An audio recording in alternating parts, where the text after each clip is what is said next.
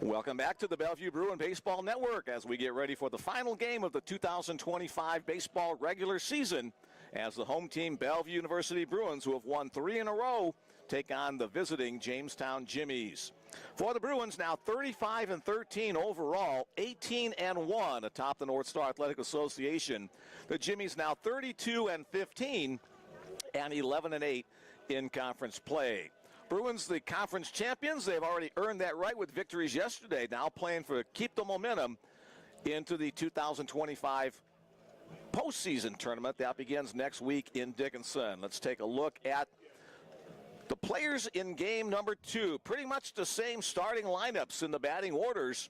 The differences on the mound. For the Bellevue Bruins, it'll be right-hander Gavin Wuschke who will get the start in game number 2.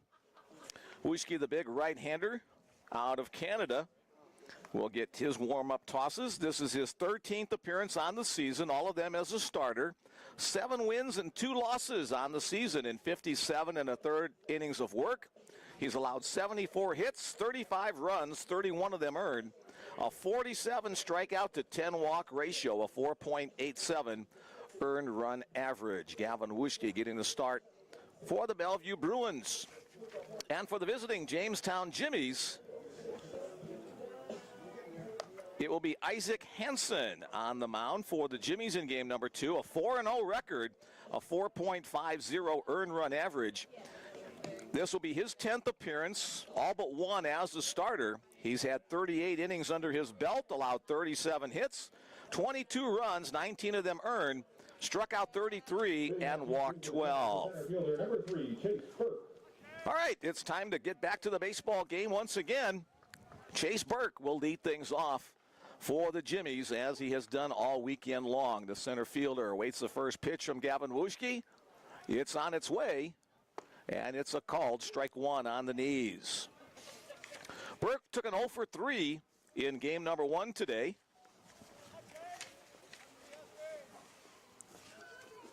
Burke coming into today's action hitting .376. A nice self-defense comebacker stop by Gavin Wuschke. He gloves it, throws it, and there is 1 up and 1 down. Mick Krupski back behind the microphone. We're going to have some guests joining us during this second game, so be sure to stick around for that. Ed, you want to join us too? All right. He sounds so excited, doesn't he? Second baseman Alex Alva, the next batter for the Jimmies. He was 1 for 3 in game number 1 today. First pitch fastball a little bit too high. Number 4, Scott Bonnert's behind the plate today.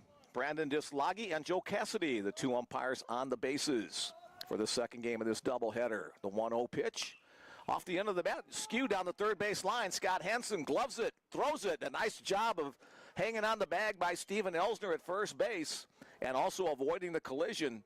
Elsner lost his sunglasses but didn't make contact with the body of Alex Alva going down the line. A lot of... sorry about that. Aiden Macris with that game-winning home run gets the job defensively at first base today. Elsner will be the DH.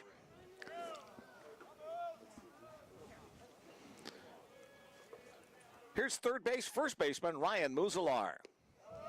First pitch taken for a ball 1. Muzalar with the solo home run accounted for the only one of the game for Jamestown in game number 1. His shot to left field tied him for the runs batted in league for the North Star Athletic Association, along with Logan Grant and Steven Elsner. The breaking ball's a called strike. Muzalar coming into today's action, 427. Foul out of play. A few more clouds have come filtering in overhead, but still a mostly sunny day. Temperature right around 60 degrees, so a little bit warmer and much more sunny than it was yesterday when the clouds hung heavy and tough. Another breaking ball. That one's fouled over the top of the press box, out of play.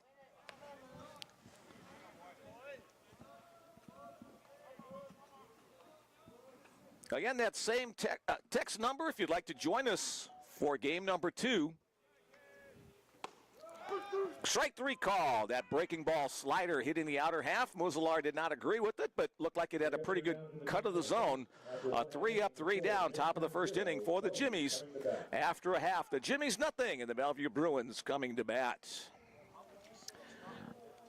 And Tom Hager, the head coach for Jamestown, whenever there seems to be a point of disagreement, will talk to the umpire. Very gentlemanly, but he wants to get his point across. As we take a look at the Jamestown Jimmies, Isaac Henson, the right-hander, will take to the hill. Same defensive alignment for the Jimmies as we head in game number 1. It'll be Muzalar at first, Alva at second, Runge at shortstop, and Steele, the third baseman. Across the outfield, Ben Patton in left, Chase Burke in center, and Isaiah Roebuck in right. Behind the plate once again will be Tristan Madison and right-hander Isaac Hansen on the mound.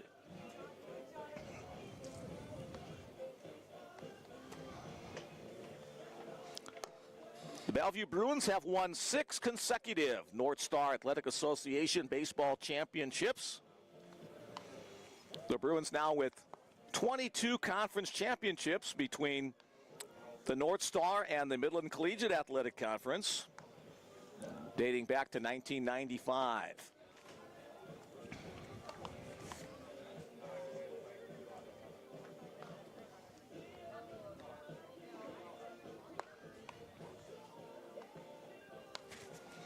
The Bellevue Bruins also with 16 NAIA tournament appearances over that same time frame.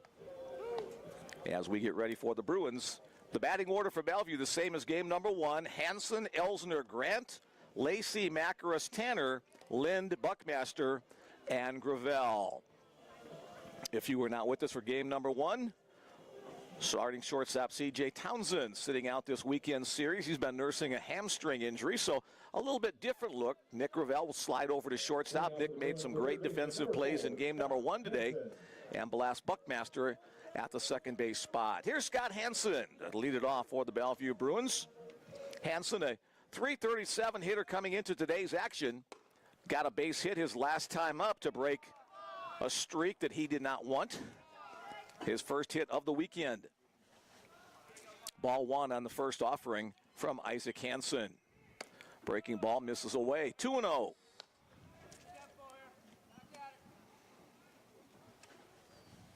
Scott has filled that leadoff duty most of the season. That one's hit well to the right side. Roebuck, the right fielder, going back to the fence, and he will watch that one go over his head and over the fence as Scott Hansen turns one around, a solo home run to put the Bellevue Bruins on the board. Well, you know Scott had to be frustrated because he had an offer for most of the first 3 games of this series, but that one had to feel real good. For Hansen, his 5th home run of the year, and now 35 runs batted in from that leadoff spot. So the Bruins first on the board in this one. The next batter, the designated hitter, Steven Elsner.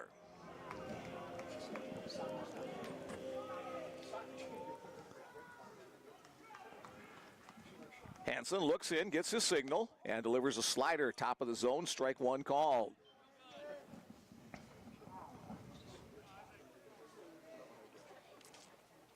Bruins off to a good start. That one's chopped to short. Runge stays down, fields it, throws it on the money across the diamond, 6-3 on the putout of Steven Elsner.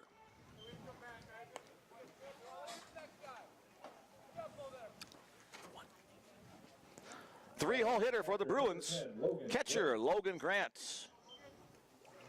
Logan, a couple of hits yesterday. 0 for 2, including a walk in game number 1 today. First pitch from Isaac Hansen, down low, ball 1.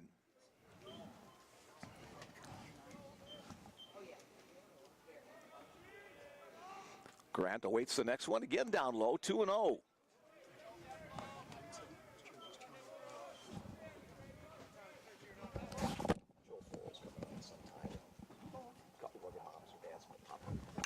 Logan Grant, opposite field. That one's hit well. Left field there going back. Patton reaches up, and he can't make the play as that one is over the fence. An opposite field home run from Logan Grant. The Bruins up 2-0.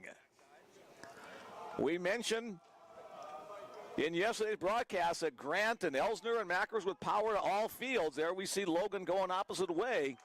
Logan now with 17 home runs on the season and 54 runs batted in. And a quick visit to the mound from Tom Hager. Hi there. We got lots of friends visiting us in the press box today. I think they smell the pizza. He's fine, he's fine. So a quick mound visit. The Jimmies used 3 mound visits in game number 1. This obviously is their first one in game number 2 as the Bruin Bats come out with a couple of smoking shots to start the game off. Conference continues. And now home plate umpire heads out to break it up. That is Scott Bonnertz behind the dish today for the second game of the doubleheader. Jake Lacey, the Bruins cleanup hitter, awaits on deck. Jake had a couple of hits and a sacrifice bunt to help lead the Bruins to the 3-1 victory in game number 1. That one is fouled away. In fact, Jake scored the first run of the game coming home on an RBI from Elijah Tanner. Again, congratulations to Jake. Now up to 210 hits in his Bellevue career. That one might be for extra bases. He's turning on the Jets, rounding first, heading to second. The slide, and he is in safely. 3 extra base hits from the first 4 Bruin batters in this bottom of the first inning. A screaming line drive over the head of the second baseman, Alex Alva, going all the way to the fence. By the time center fielder Chase Burke could get there, Jake running hard out of the box on his way to second. Here's the hero from game number 1, first baseman Aiden Macaris. His 2-run home run in the bottom of the 6th provided the margin of victory in the 3-1 Bellevue win. Aiden kind of a half-hearted swing there. 0-1 the count on the pitch from Isaac Hansen.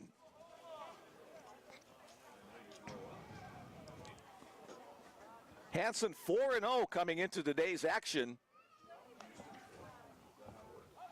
Looks the runner back to second a couple of times, now delivers home. Fastball low and away.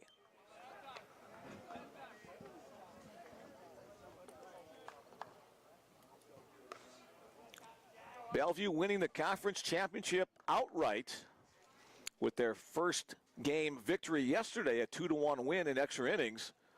And now adding on a couple of more games just to keep the momentum on their side. There's a nicely located fastball, outer half. 1-2 the count.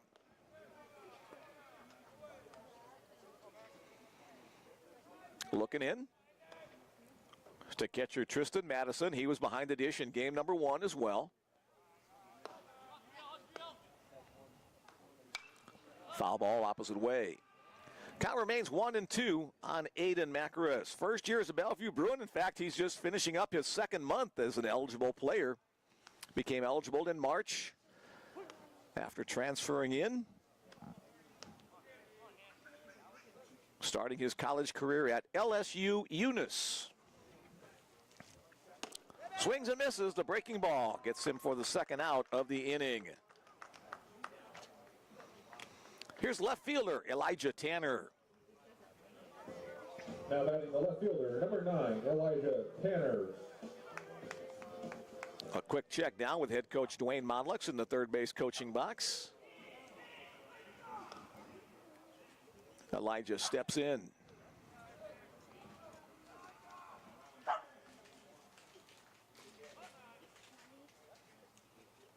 Fastball upstairs.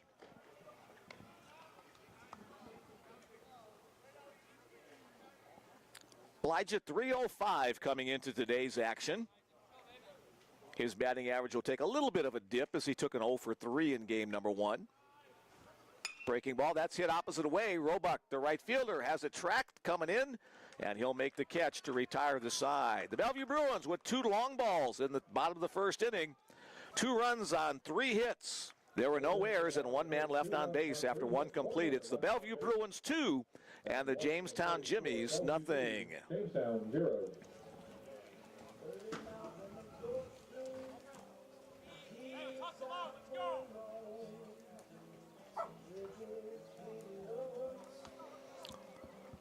first text of the afternoon comes from the Jimmies fans listening in Placentia, California. Let's go, Jimmies. We believe in you.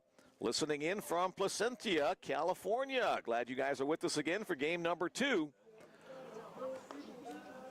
Bruins with a 3-0 lead in the series so far. Bellevue has only lost one game in conference play this year. That was a loss last weekend to Dakota State. Some of the wins have been by 1 run. Some of the wins have been by 20 runs. The Bruins continuing to play good baseball all season long. And again, I mentioned in this series, the teams are fairly close by in all their stats. Bellevue hitting .316. Jamestown hitting .329. Bellevue pitching to a .473 ERA. Jimmies to a .444. Bellevue fielding at .976 to .970 for Jamestown. And both these teams have played some very good defense this weekend, as well as some timely hitting and strong pitching. Here we go at the top of the second inning. It'll be the designated hitter, Jordan Singleton. Singleton also saw some catching duty yesterday, sharing that spot with Tristan Madison. Madison looks like he's going to get both ends of today's doubleheader. First pitch, fouled out of play up the left field line.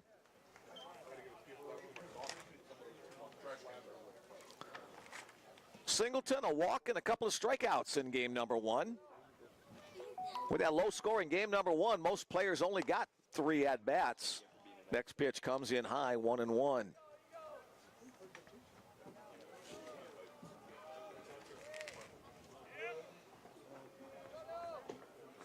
Gavin Wuschke back on for his second inning of work. There's a nice pitch, may have been down just a little bit. 2-1 the count.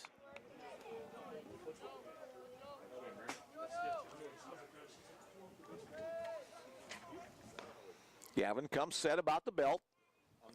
Chopper up the middle. That one will be grabbed by Gravel behind the bag at second base, but his throw will not be in time. An infield single for Jordan Singleton to start things off in the top of the second inning.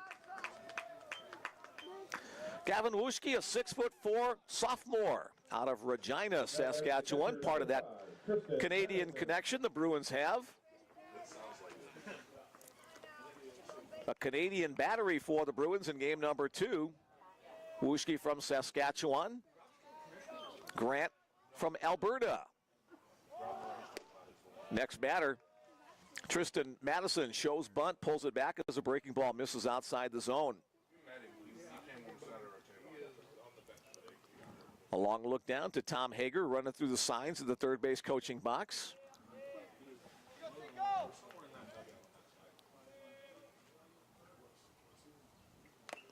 Foul back to the net on a breaking ball. 1-1 the count on Madison. Madison, a .322 hitter coming into today's action. 1 for 3 in game number 1, so that'll raise his batting average just a little bit. Fastball stays in tight. Quick toss down to first by Grant. Not quite in time. Tried to catch the runner, Singleton, being tardy getting back to the bat, but Singleton aware of the throw. More signals from the third base coaching box, and we're back to the action. Madison awaits the next pitch. Fairly short lead at first, a medium-sized lead at first. That one's hit the air to left field. Elijah Tanner going back. He'll have room to reach up and make the catch just shy of the warning track. Hit pretty well, but not quite far enough. Throw bobbled coming in, but no advance at first. Next up is right fielder Isaiah Roebuck. Roebuck, .358 average on the season, so he swings the bat well. 1 for 3 for Roebuck in game number 1. Wuschke working from the first base side of the rubber, throws over to first base. Singleton back in plenty of time.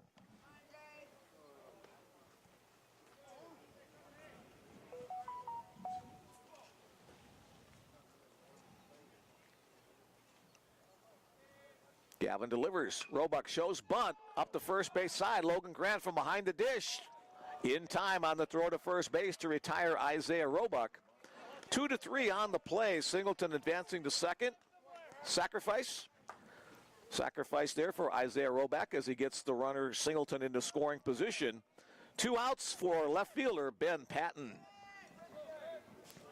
Now batting the left fielder, number 18, Ben Patton. Patton, 352 coming in, but 0 for 3, including a double play to end game number 1 today. Slider swung on and missed.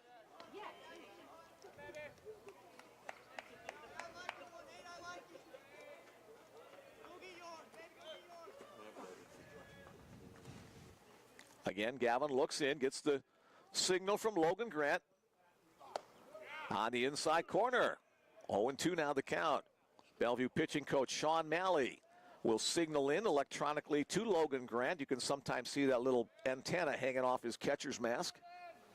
And then he'll relay by finger signs to his pitcher. Not exactly the same system that Major League Baseball uses. Trying to get that outside corner, misses a little bit wide. Good spot for the count. 1-2 on Patton.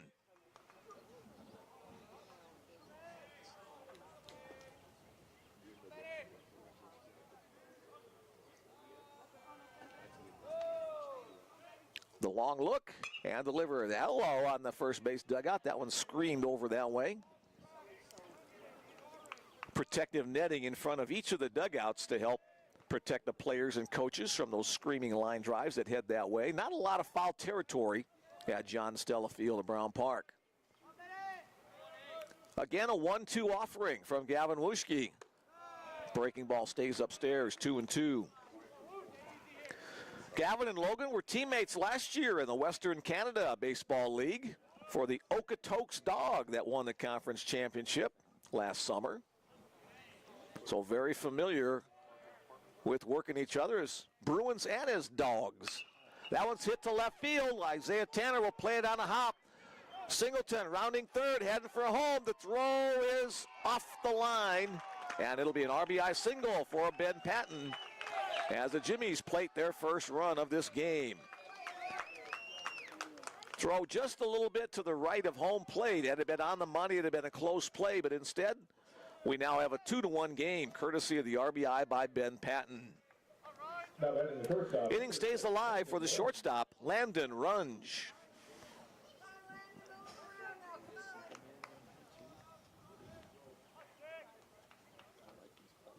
Landon steps in.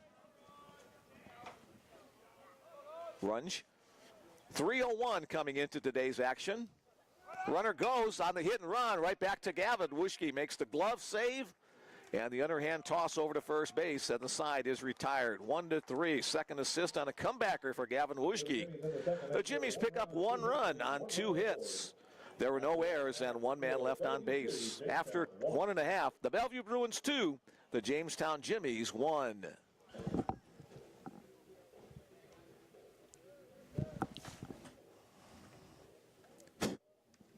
I forgot which one I'm on. There I am. I'm 1.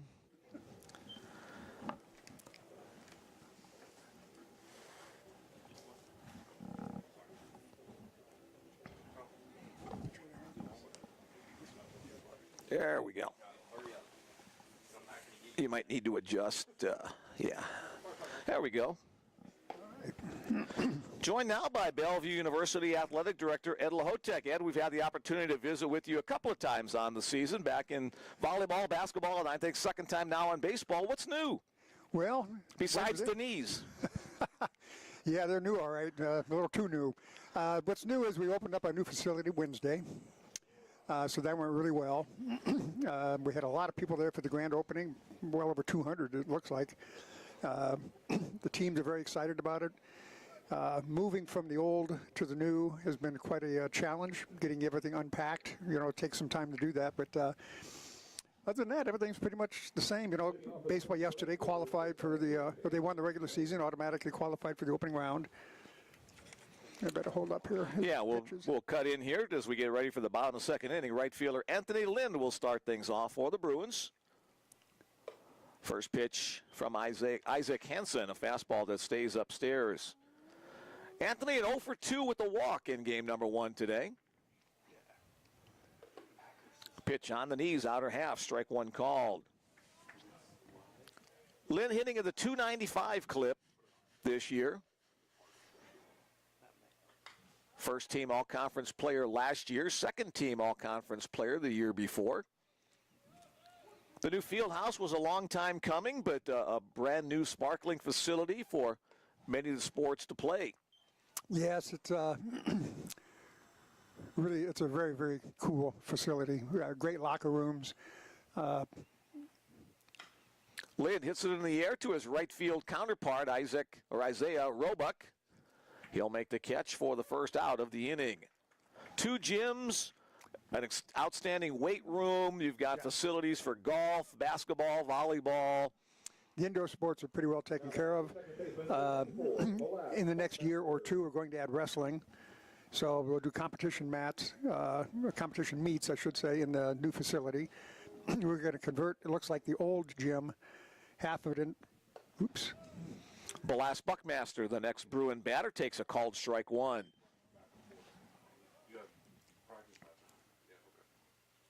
Wrestling will be added, you said, in the coming years? Yeah, maybe by academic year 26, we're hoping. And the back half of the gym will be converted to a wrestling practice area. There's locker rooms there, showers.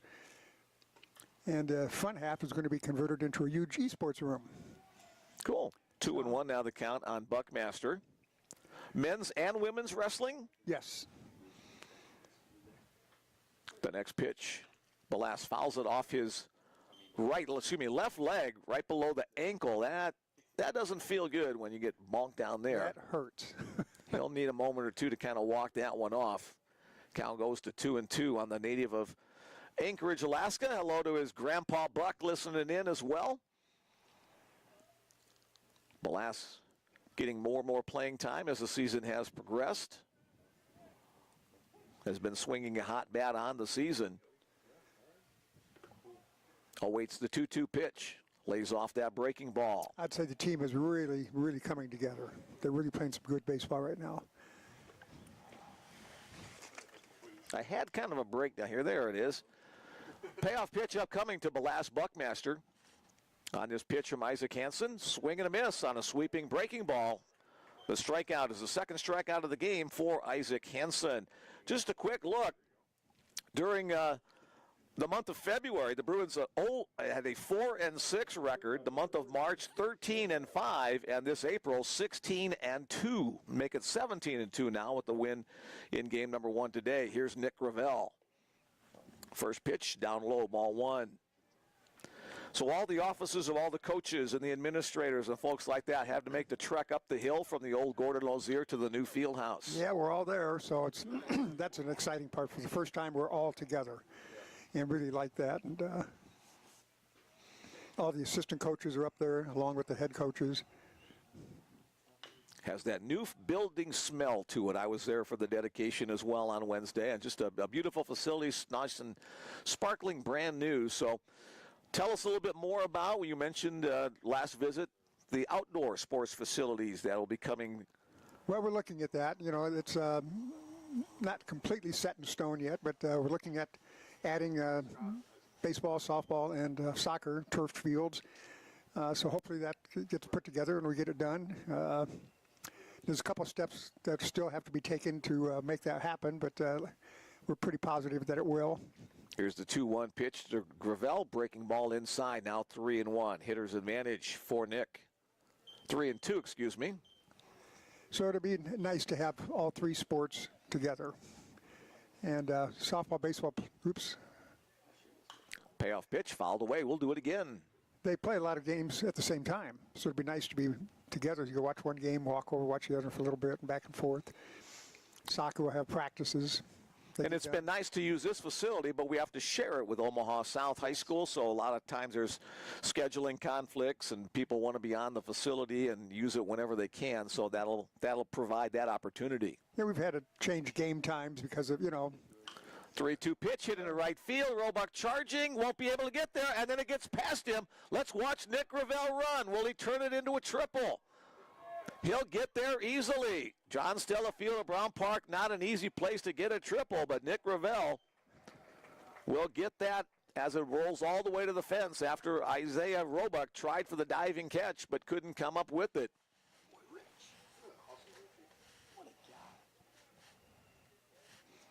Oh, Gravel lost just about every item of clothing he had on him except for his pants and shirt. His helmet went flying, his guard went flying, something fell out of his pocket, so he's now at third base with 2 outs for Scott Henson.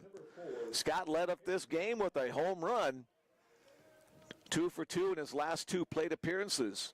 Let's see if he can drive home Gravel with 2 outs. Lays off the breaking pitch. Talk about some of the other people, Ed, working behind the scenes in the athletic department. Talk about Doreen, and some of the other folks that work with you there in the administration.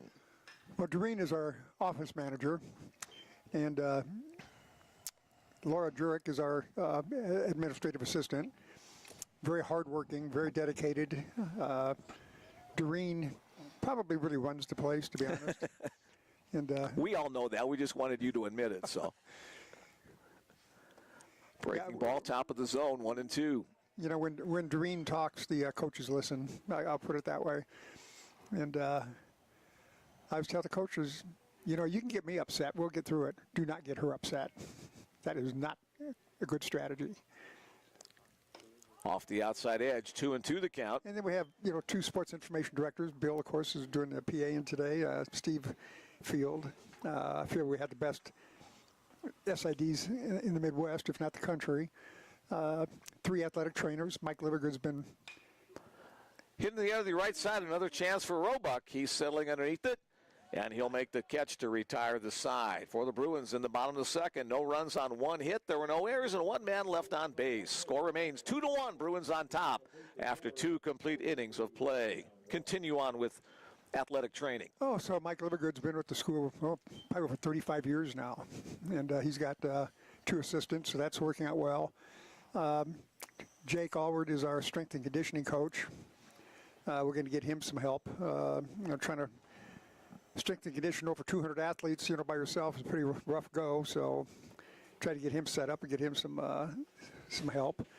The building has its own custodian, comes in every day to do the cleaning and emptying trash, etc. When we were down at the old facility, 1 person would be there for 2 hours, and that was it. No. This person's there all day, Monday through Friday, so that works out really well. And I'm trying to think of anybody else of interest. Not really. I mean, it's pretty well run. I mean, things are pretty quiet right now as we get ready for postseason for baseball, softball, outdoor track, and golf. Golf is Monday, Tuesday at Westwood Hills down in Eagle, Nebraska. And they did 36 holes in the fall. They'll do 36 holes in the spring.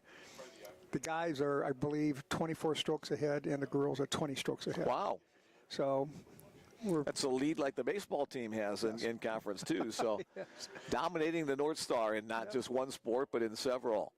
So we're pretty pleased overall. So here we go with the top of the 3rd inning. Leading it off, 9-hole hitter, third baseman, Cy Steele. We saw him flash some leather in game number 1 today. At least 3 different outstanding plays at the hot corner. First pitch from Gavin Wuschke. A little bit too tall. Ball 1.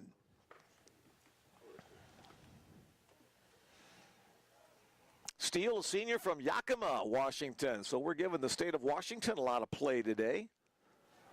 Expect a letter from the Chamber of Commerce with a nice check in it. 2-0 the count on Steele.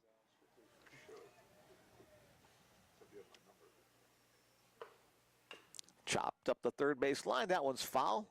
Tom Yeager with the left-handed grab over there. Showing his players how to do it there at the hot corner. 2-1 the count as Steele awaits the next Wuschke pitch. That's in the zone, 2-2. Wuschke, that's a great name for a fastball, huh? Here comes my Wuschke. Yeah, that is. I like that. Leading off the top of the 3rd inning for the Jimmies, trailing 2-1. Sweeping breaking ball way wide. Nice day for baseball, not the warmest, but very comfortable. Yeah, and I think if you're playing, it's probably about perfect. Yep. 2-2. No real wind. And some sun and some clouds, kind of making it just a very peaceful, calm afternoon here in South Omaha, the old ballpark where you and I used to play back in the day. A dirt field with a grass outfield, and in the summer it was hot. And mosquitoes would carry you off unless you had a few extra pounds on your body. That's the excuse I always give to people. So I don't want the mosquitoes to carry me away. A leadoff walk for Steele to start the third inning. Back to the top of the order for the Jimmies. Center fielder Chase Burke. A comebacker ground out his first time up against Wuschke. Third baseman Scott Hansen playing in a little bit from his normal third base spot, anticipating a possible bunt. Burke shows bunt right back to the mound. Wuschke fields it. First base his only play in time. So second sacrifice of the game for the Jimmies as Chase Burke gets it done to advance Cy Steele into scoring position for Alex Alva. That's a good bunt. Placed well. Bellevue's had a good job with bunting game. Both teams have done a good job with their bunting game this entire weekend, moving guys into scoring position, playing some small ball as well as some long ball with the home runs. We've seen home runs from both teams as well. Wind may be picking up just a little bit as we look out to the flags in center field. Of course, the second I said there's no That's wind. right. Now, wind kind of out of the southwest today as opposed to the north, as yesterday, make it felt a little bit chillier. 1 on, 1 out for Alva. Chop foul up the first base side. Now 1-2.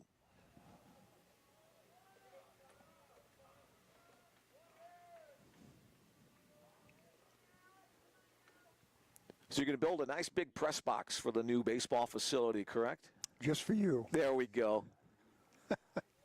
For me and Bill and Alec. We don't care about Bill and Alec. Oh, okay. You are who we care about. And a nice big comfy chair to throw back to second base. The runner back in plenty of time. And don't tell Bill and Alec I said that either. You know, just keep that between us. Bill and Alec who?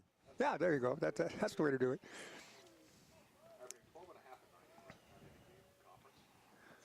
Alva, couple of practice swings as he awaits the next pitch.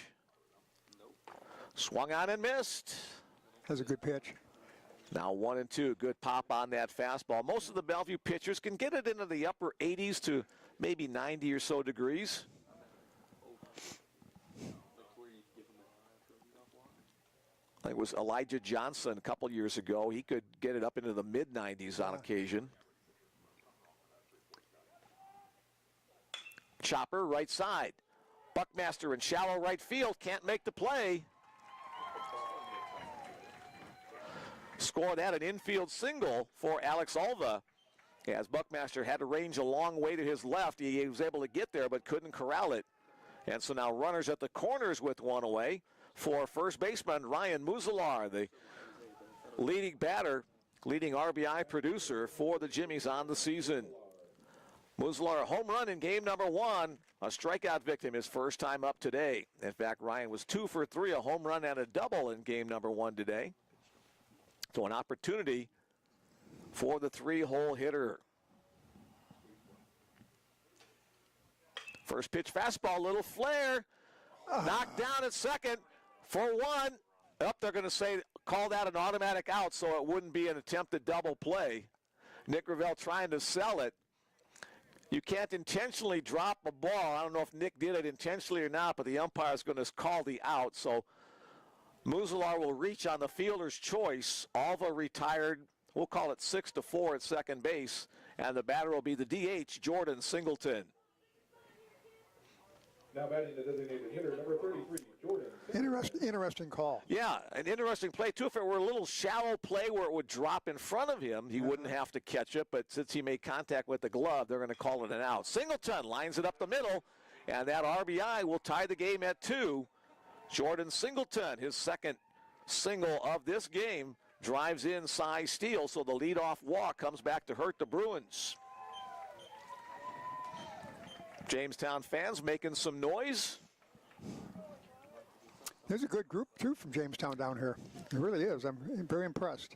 And there were a couple people that came up into the press box as well in between games. The O'Keefe brothers, who used to play baseball down here in South Omaha as well. They're the family of Austin Shelton, one of the pitchers for Jamestown. So I was wondering why these orange and black-clad people were coming upstairs. I thought they were going to punch me out or something. But Austin Shelton and the O'Keefe brothers and some of the other relatives as well. So they're a good part of the contingent from Jamestown. Here's the catcher, Tristan Madison. We've got a 2-2 ball game going in the top of the third inning. 2 out, 2 on.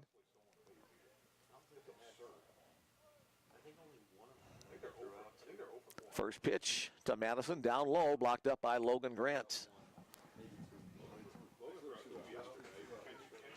Well, you know, the Jimmies, they want to get at least one before they get out of here. Carry a little bit of momentum into next weekend's tournament up in Dickinson. Yeah, they look pretty focused. Lined into right field. That's going to drop for a base hit. Anthony Lynn charges. Runner coming around third. Now he'll be held there as Anthony Lynn's throw right on the money to Logan Grant. So a well-advised stop at third base. So Tristan Madison will get the single. We'll see if we have a courtesy runner coming on for him. And again, it is number 17, Dallas Cummins will come on as the courtesy runner. The Jimmies at first base, number 17, Dallas Cummins. And coming to bat, the right fielder, number 11, Isaiah Roebuck. So 3 hits, a walk, and a sacrifice bunt in the inning as right fielder Isaiah Roebuck will try to get the lead for the Jimmies. Jimmies at every base. Muzilar's at third, Singleton at second, Madison's courtesy runner, Cummins, and Roebuck is hit by the pitch. So credit him for a run batted in, as Muzilar will score to make it a 3-2 lead for the Jimmies. Singleton advancing to third, Madison, the courtesy runner, to second, and Roebuck on at first. Now batting left fielder, number 18. So the second time this weekend, the Jimmies have scored more than a single run in an inning. Gavin Wuschke trying to shut it down right here. Pitch in the dirt. Grant able to corral it. Ben Patton, the batter. Patton singled his first time up. The Jimmies with 5 hits on the game so far, including the 3 in this inning. Patton, the 8th man to come to the plate in the inning. Comebacker again, Wuschke makes the nice play and throws to first to retire Patton. Okay, Mick, I'm going to have to get up and stretch this knee. All right, I know where you're coming from. So thanks again to Ed Lahotek, Bellevue Athletic Director, for joining us as part of our broadcast today. 2 runs on the inning on 3 hits. There were no errors and 3 men left on base after 2.5. Our score, the Jamestown Jimmies 3 and the Bellevue Bruins 2.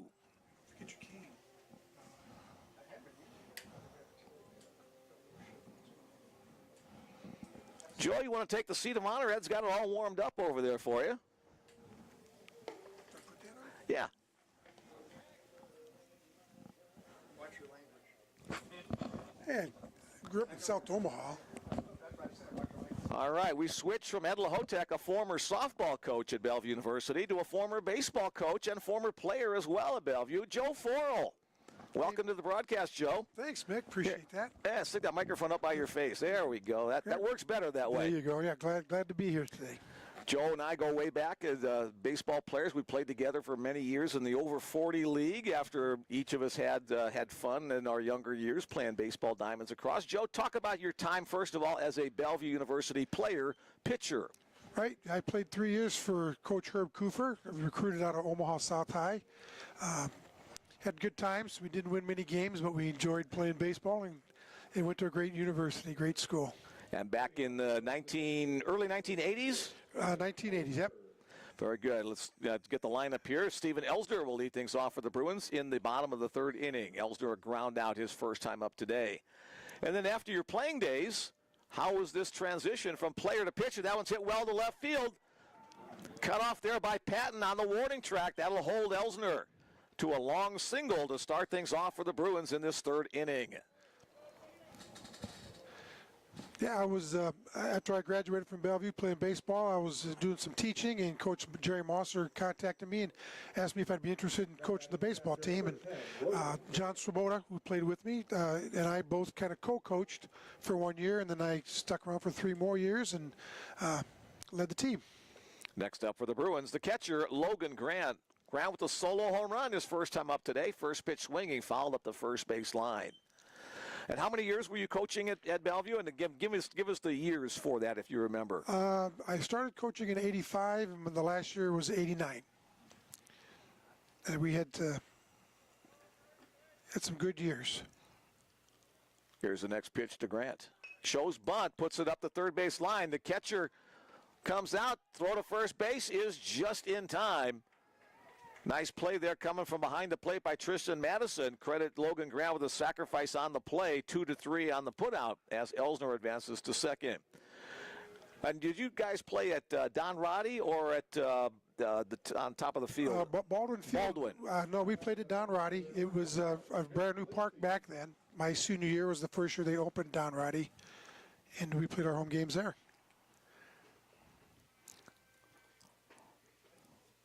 Here's Jake Lacey, the Bruins center fielder, awaiting the pitch from Isaac Hansen. That one's hit well to right center field out near the scoreboard. 2 outfielders on the run, but neither one can get there. Roebuck throws a dive in front of the scoreboard, comes up empty. Here comes Jake Lacey, showing some triple speed. The Bruins with 2 triples in today's game. That's a rarity here. An RBI by Jake Lacey makes it a 3-3 ball game. He just about made that play, didn't he? Gave it all he could. Isaiah Roebuck with a great effort, but a stride too short. And so Jake Lacey will tie the game at 3.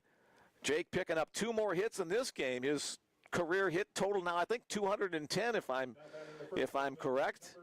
And that'll set the stage for first baseman Aiden Macaris. 1 out in the inning, runner at third base. Bruins can regain the lead. Swing and a miss on a breaking ball. You can look to see a lot of breaking balls thrown to Aiden as he crushed some fastballs earlier in this series. 3 home runs, 2 yesterday and 1 today. Awaits the next pitch from Hansen. Off the outside edge, 1-1 the count. You guys didn't play nearly the number of games that the present-day teams played. No, in a good year, we'd probably play 40 to 45 games total. We didn't have the bodies that they have today. The program is in really great shape. 2-1 the count on Aiden. What are some of your favorite memories of your time, either as a player or of a coach? Well, probably just seeing the guys that we recruited to come to Bellevue and play baseball, to see how well they turned out in life.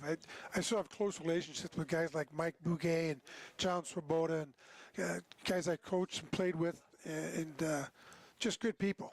2-2 count on Macaris. On the outside corner. Aiden thought it was a little bit wide. He'll go down looking for the second out of the inning. Hanging a stitch on that outside black, but close enough to try to fight that one off. So it'll be left up to Elijah Tanner. Flew out to right field his first time up. And you guys get together pretty much every year, the final game of the season, to share some stories. Exactly. Yeah, I contact the guys that I coached and played with. And usually get about 20, 25 guys come out, and we have a little lunch during the first game and just talk about the same stories. It's like anything else. It's the same stories we've always told in the past. But the home runs get a little bit longer, and the strikeout totals get a little bit deeper. Right. Well, normally the home runs that got longer are the ones that we threw, not the ones we hit. But we with guys like Joe Fal, who's currently in the Bellevue University Hall of Fame. He was a great player for us. We just a lot of South Omaha kids played at Bellevue back in the day. Today I know they recruit all across the country and even Canada. But we're more of a local program with local guys that we still see each other, still hang out.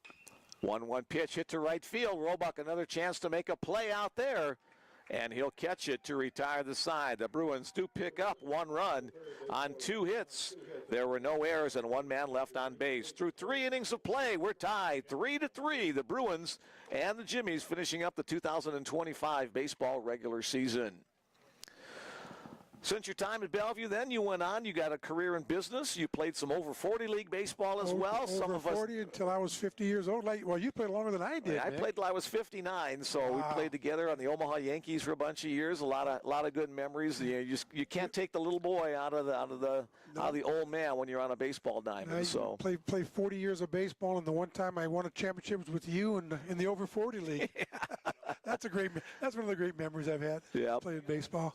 And one of my great memories of that league, I never pitched when I was, a younger guy. I was always a position player, an infielder, outfielder, sometimes a catcher. And then my first game I pitched, I was 49 years old. So, I remember I was playing right field, Nick, and you started a game and you got a little tired, so they brought in the second baseman and he relieved you, and then he got a little tired and they brought you back in. yeah. So I was the number 4 pitcher on a 3-man rotation.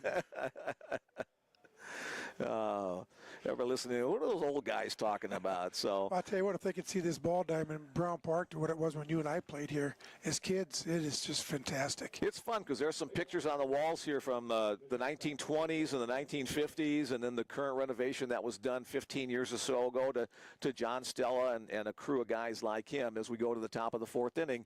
Landon Runge, the shortstop, will lead things off. Gavin Wuschke, a pitch that comes in just under Runge's chin. He swings at it trying to get out of the way.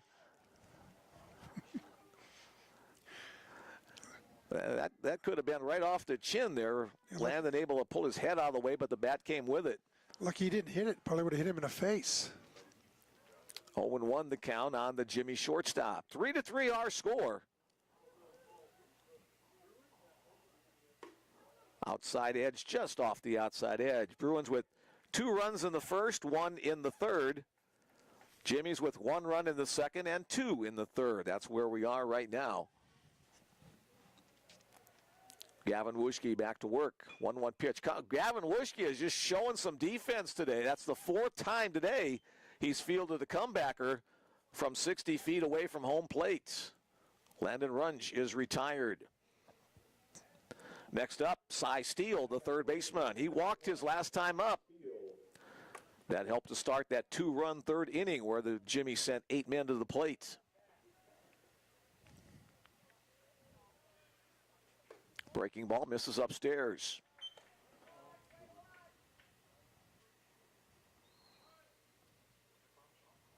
So you're an old retired guy like me now, Joe, but you still love coming to the ballpark, right? You bet. I've got a Hit in the air to right field. Anthony Lind moves towards the warning track. He'll pocket that one for the second out of the inning. Steele gave it a pretty good ride opposite way, but Lind able to have room to make the play. I've got a cousin whose grandson plays for Omaha South, Hodavi, and he's having a great season. He's leading the league in hitting, and he's 5-0 pitching. Wow. So I get to cover. I try to cover as many of his games as I can get to. So he picked up all your genes, huh? Well, I don't know which ones. And another conference between Tom Hager and Chase Burke, top of the order, 3rd time through for the Jimmies now against Gavin Wuschke. So Tom Hager likes to use his offensive conferences. He likes to use his defensive conferences. So don't know if he's just giving his pitcher a little extra time to rest in between innings. But that offensive conference will take care of the 4th inning as Burke steps in. 0 for 1 with the sacrifice. Shows bunt once again, trying to get out with a base hit. That one's fouled at the plate.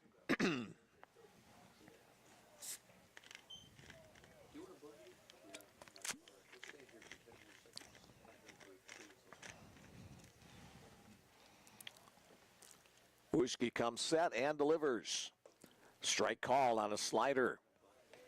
Slider or cutter, kind of hard to discern the difference between the two of them. So easy to see the slow curveball, but the slider, the cutter, they're very similar in what they do. Grant sets up behind the plate. That breaking ball hits the outside corner. Perfectly located pitches for the strikeout to retire the side. A 3-up, 3-down, top of the 4th inning. For the Jimmies, score remains 3-3 as we head to the bottom of the 4th. And again, Tom Hager is going to come in and visit with the home plate umpire a little bit, maybe make some changes. And it looks like we have a change on the mound, perhaps.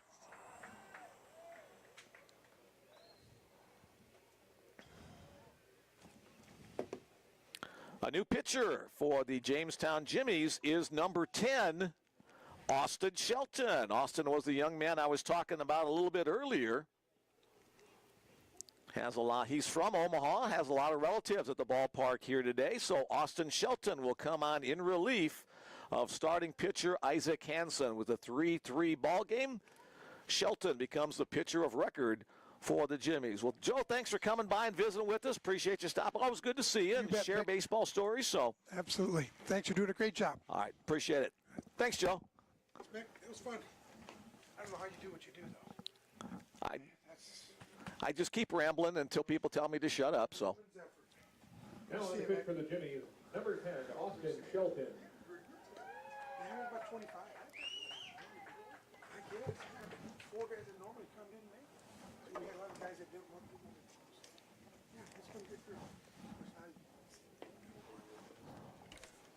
I'm cleaning up my mess. We'll see, Ed. Okay, take care. all right, so we'll put that headset back out the window so you get a little background noise of the ball game. So thanks to Ed Lahotek and to Joe Fal for coming by and visiting with us about Bellevue University, past and present. You can have your chair back now.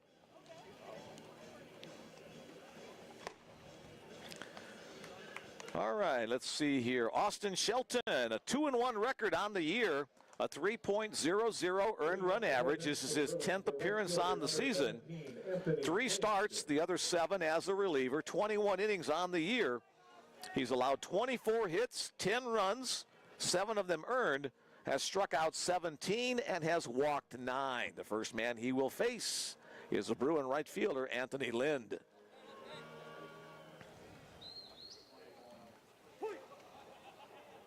So Isaac Hansen won't get a win, won't get a loss. He'll get 3 innings of work and now gives way to Austin Shelton. First pitch, a breaking ball, ball 1.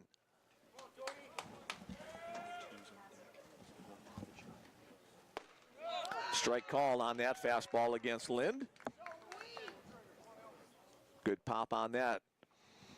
Shelton working from the third base side of the pitcher's rubber. Little change up that time. Oh, heads up in the dugout there. That almost got a piece of one of the assistant coaches as it rattled inside the dugout.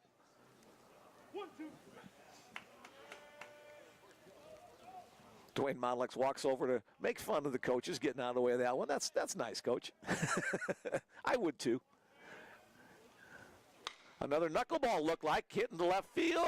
Left fielder Patton can't get there. Here's Anthony Lind around first base. And he will make it easily into second to lead off this bottom of the 4th inning. Anthony Lind now 1 for 2 in this one. 1 for 4 on the afternoon. Only question, was Patton going to be able to get there as it hit well by Anthony, so he's on second base. As we'll have a pinch hitter, number 2, Rafael Nakandakari will hit for Balas Buckmaster. We knew Balas was pretty sick yesterday and was able to make it to be able to play today, but he'll give way to Rafael here in a pinch hitting and possibly defensive replacement opportunity. Rafael pulls the bunt back, but it's in the strike zone. Rafael, a native of Brazil.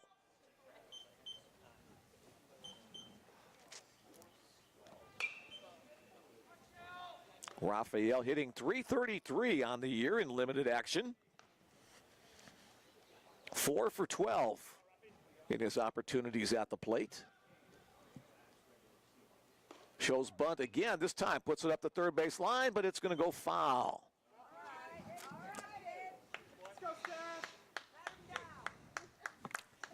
So still the opportunity for him to advance the base runner. Let's see if Coach Monlex keeps the bunt on or lets Rafael swing it away. 0-2 the count. Austin Shelton looks in. Gets his signal from catcher Tristan Madison. Couple of shakes. Looking for a pitching once, and now they'll call timeout and do it over again.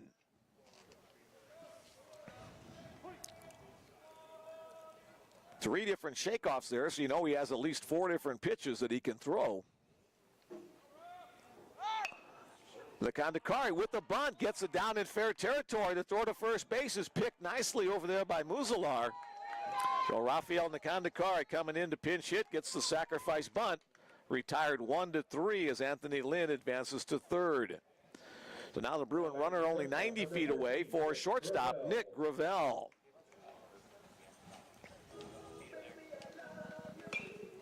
Nice job by Rafael there on a tough pitch to bunt, but got the bat head on it and advanced the base runner.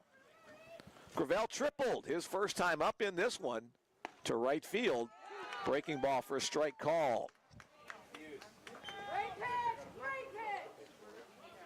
Okay. First time we've had 2 triples in a game at Brown Park since April 16, 2019. First time since 2019 that the Bruins have had 2 triples here at Brown Park. So I told you it was a rare to get 1, even more rarer to get 2. And another mound visit, that will be visit number 2, the whole crew of Jamestown infielders and catcher and pitcher and coach on the mound.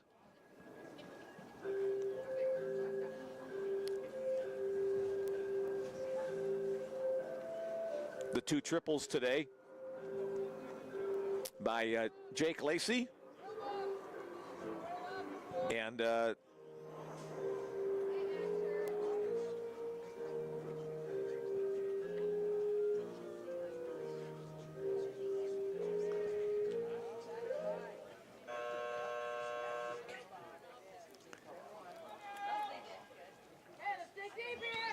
so we get the confirmation of the second mound visit as Nick Gravel gets ready to go back to work. Infield comes in to try to throw out the runner at the plate if they can, so Gravel's trying to lift something to the outfield, something through. Anthony will get his lead in foul territory, and the Jimmies pitch out. They know the Bruins aren't afraid to try a sacrifice bunt, squeeze bunt here at home plate. They thought that might be coming here, so ball way wide. Let's see if they might do it again, because the Bruins even better pitch to try to do it here. Pitch is low. 2-1 the count on Nick Gravel. The Nova Scotia native awaits the pitch from the Omaha native. Again outside, 3-1 count.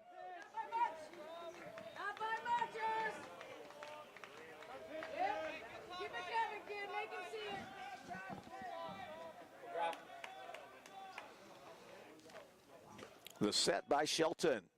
Nick through it past the infield. Nick Gravel with an RBI single.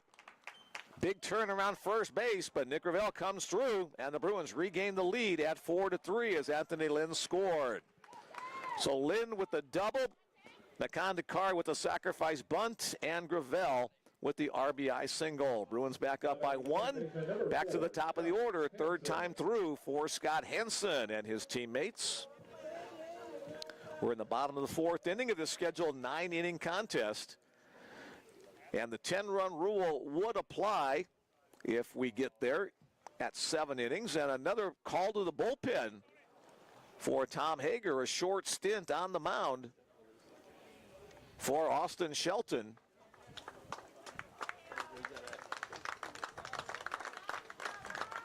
Applause from the Jamestown fans here as we'll have a southpaw step on the hill.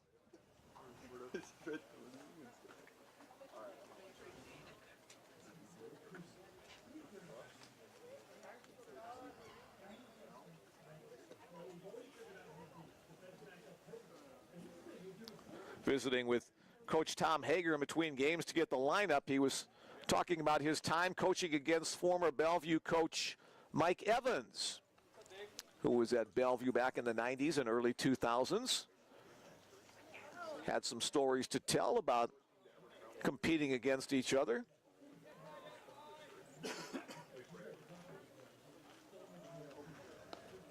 All right, the new pitcher is number 14, Kai Mayfield.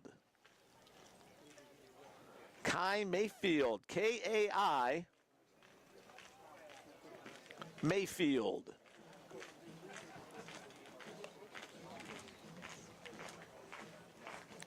Mayfield has a 2-0 record on the year, a 3.45 earned run average.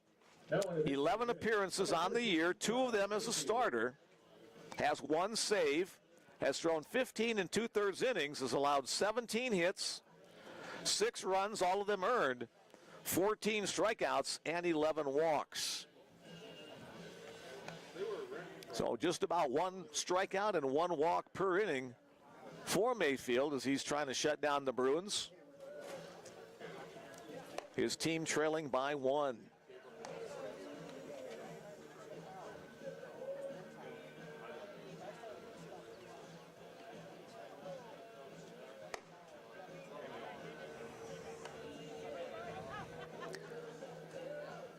Mayfield, a junior left-hander from Beatrice, Nebraska. So a couple of Jamestown players from here in the Omaha southeast part of the state of Nebraska. Beatrice about a hour-and-a-half drive away. Other side of Lincoln. Here's the first pitch from Kai Mayfield. Scott Hansen takes it for a ball call. Hansen a home run and a fly out in this game. Sounds like he's back to being comfortable at the plate.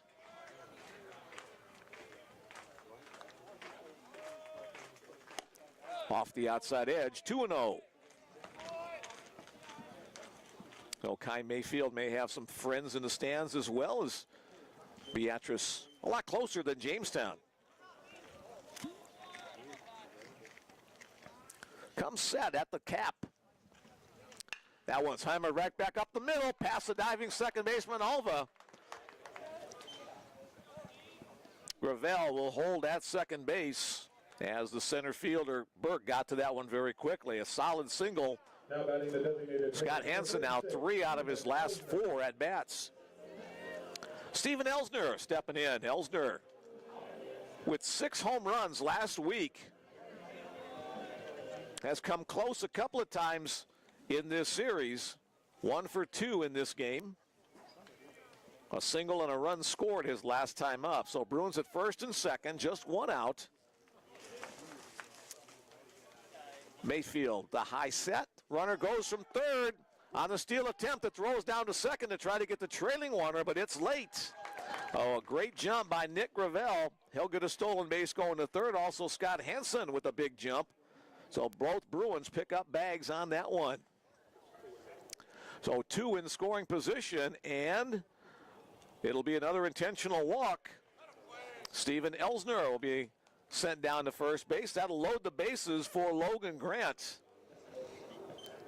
And Logan with an opportunity to drive in more runs. He had the solo home run his first time up, a sacrifice bunt his second time up. Now batting the catcher, number 10. Now an opportunity for a grand slam. Lefty-lefty matchup.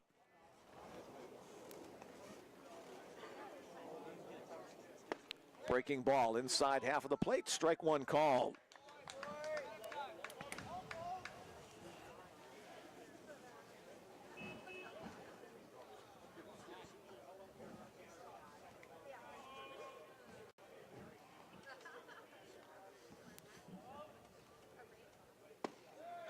Pitch misses low. Logan, the North Star Athletic Association leader in runs batted in right now with 54 on the season.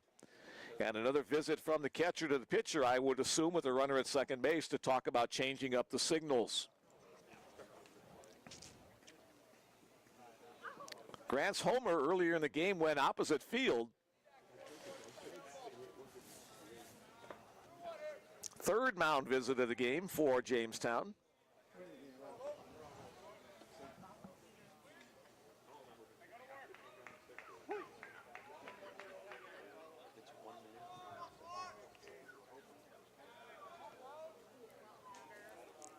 Again, Mayfield with the high set. Now the pitch, Logan Grant hammers it, but it's going to tail foul, hook foul, excuse me, down the right field line. Logan got a pitch he wanted, but just a little bit ahead on the swing.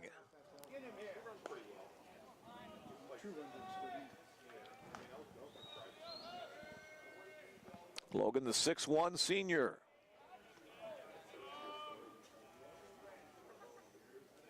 Breaking ball, misses inside. Now 2-2 the count. Just one out in the inning. Bases full of Bruins. Gravel at third, Hansen at second, Elsner at first, Grant at the plate, wanting to do some damage, opening up more than just the current one-run lead. Hammered home past Muzalar, a hot hit shot. That's going to be a base hit, and 2 runs will score.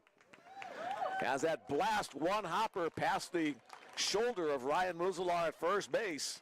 Logan Grant with 2 more runs batted in to his league-leading total. Gravel scores, Hansen scores, Elsner to third, and the Bruins are up by 3, 6-3. Now batting the center fielder, number 21, Jake Lacey. So 2 of those 3 runs will be charged against Austin Shelton. The 3rd run goes against the current pitcher, Kai Mayfield. Number 8, Jalen Ruffin. Jalen Ruffin back on as the courtesy runner for the Bruins.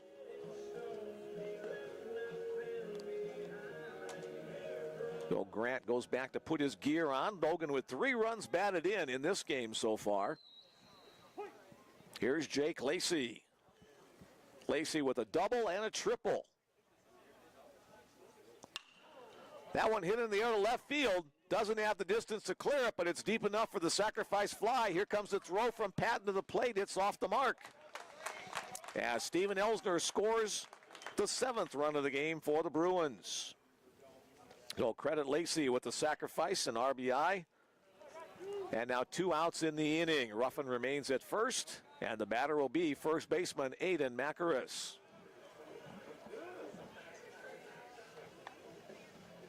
Now batting the first baseman, number 22, Aiden Macaris. Aiden, a couple of strikeouts in this second game after delivering the big blow to win game number 1. Whoa, that one gets away. 1-0 the count.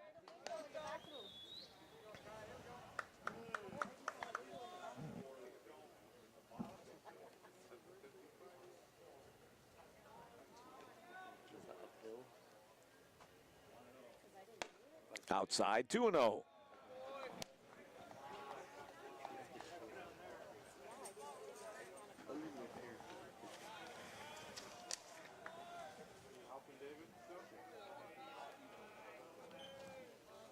Throw over to first base. Ruffin not fooled by that one. Ruffin started his college career at Northeastern Junior College, played 2 years there. Hit .353. Pitch upstairs, now 3-0. Jalen from North Platte, Nebraska, out in the central part of the state, about a 4-hour drive from the Omaha Bellevue area. Let's see if Macaris has a green light on 3-0. He does, but comes up empty on the swing.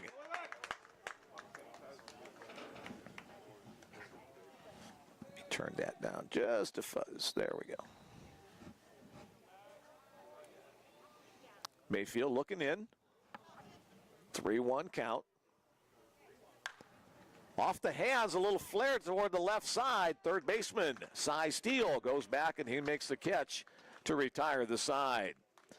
Bellevue picks up 4 runs in the inning on 1, 2, 3, 4 hits. There were no errors and 1 man left on base. After 4 complete innings of play, the Bruins 7 and the Jimmies 3. The score, Bellevue 7, Jamestown 3. So the Bruins respond. They give up the lead, then get it right back with the 4 spot in the bottom of the 4th inning. 5th inning coming up in just a moment.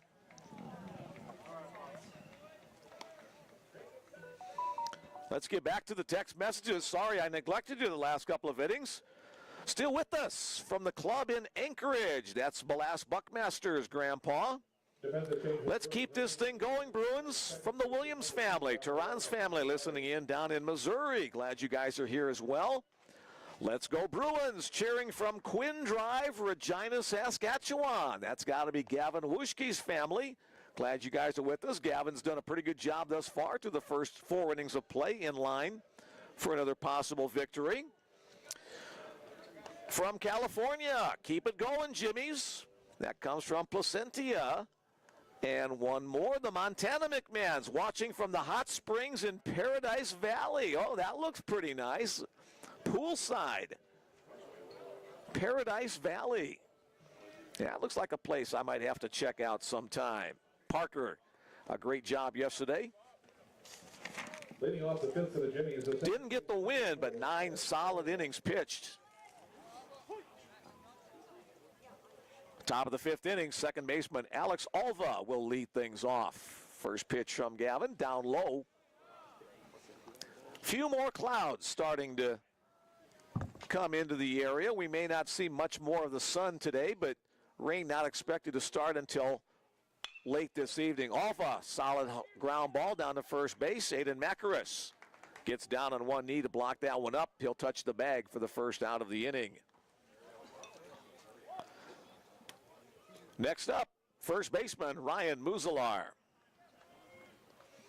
Muzalar, the reigning North Star Player of the Week. Now batting the first baseman, number 2. Hit over 500 last weekend to earn that title.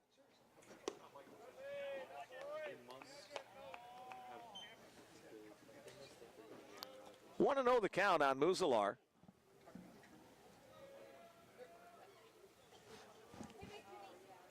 Lined.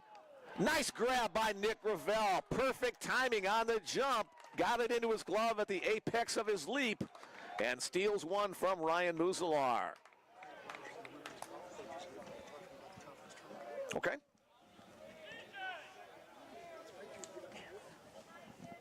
Now batting the designated hitter, number 33, Jordan Singleton. Jordan Singleton, the next batter with 2 outs. He's 2 for 2, including an RBI in this one. Again, that wide open stance awaiting the pitch from Wuschke. Foul tips it at the plate. 0-1 the count.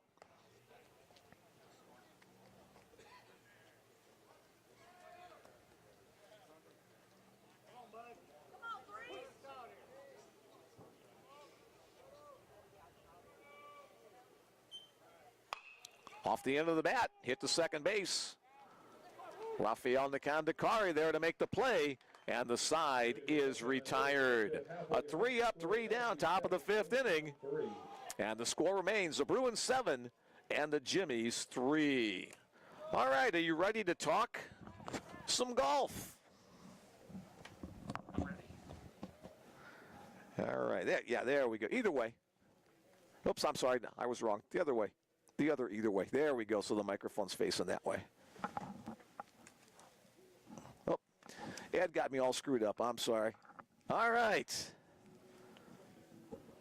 We've talked a little bit about baseball today. We've talked a little bit about the indoor sports as well. Now let's talk a little bit about women's and men's golf. Conference tournaments coming up. When? Or other action before conference tournaments. You still got some season to go. We are actually headed to our conference tournament. Practice round starts tomorrow with rounds on Monday and Tuesday. And that'll be held where? We will be in Eagle, Nebraska at a golf course called Woodland Hills Golf Club. Just a fantastic venue to host the conference championship. So less than an hour's drive to get there. How have both teams done so far this year? Yeah, our women's team has played some fantastic golf. We started down in Las Vegas, got a 4th place finish there at a tournament hosted by Rocky Mountain College. And we went down to Oklahoma City, had a nice 4th place finish and a win over at Doane a couple of weeks ago. So we're led by 4 seniors, great players, have had really remarkable seasons, and we're looking forward to continuing it into the postseason. Who are those 4 seniors? Let's give them a little airtime. Yeah, we have Maria Pinedo, Iwai Ibnu, Chloe Blandinier, and also Megan Hardy. Putting you on the spot to remember all 4 of those names there. Good job getting through that. So the golf has been around Bellevue for quite a few years now. It was now one of the original sports back in the day when basketball started and some of the others. So how long has golf been played at Bellevue? Again, putting you on the spot. Yeah, Coach Brown, the men's golf coach, has been here, I believe, 14 years now. We've been in the North Star Conference for 12 years, and it'll be nice to end with a great venue and a great conference tournament to wrap up the years of the North Star. Elijah Tanner leads it off for the Bruins in the bottom of the 5th inning. He's flown out to right field both times. 0-1 the count after the first pitch. Now 1-1 the count to the Bruin left fielder.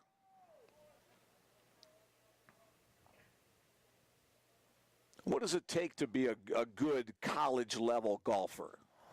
Yeah, it takes strong fundamentals. It takes, really sharp mental play, core strategy, and really just a strong determination to want to get better, to want to improve, and really have a nice, strong coachability. 2-1 the count on Elijah. Mayfield, those arms way up in the air as he begins his windup. Elijah had a good hack at that, but fouled it straight back.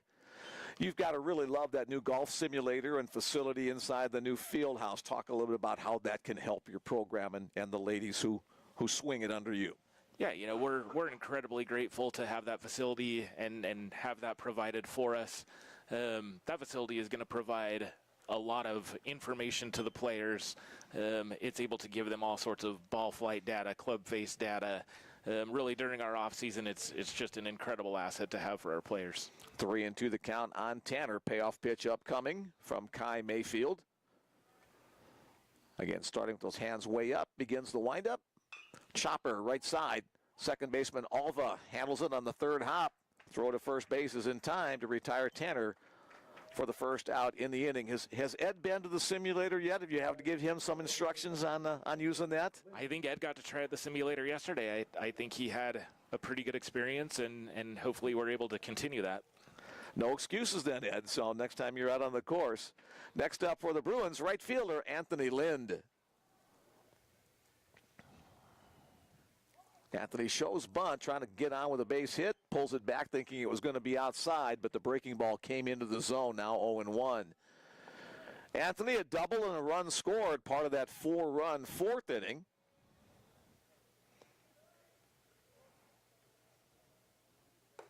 Fastball hits the outer edge, 0-2.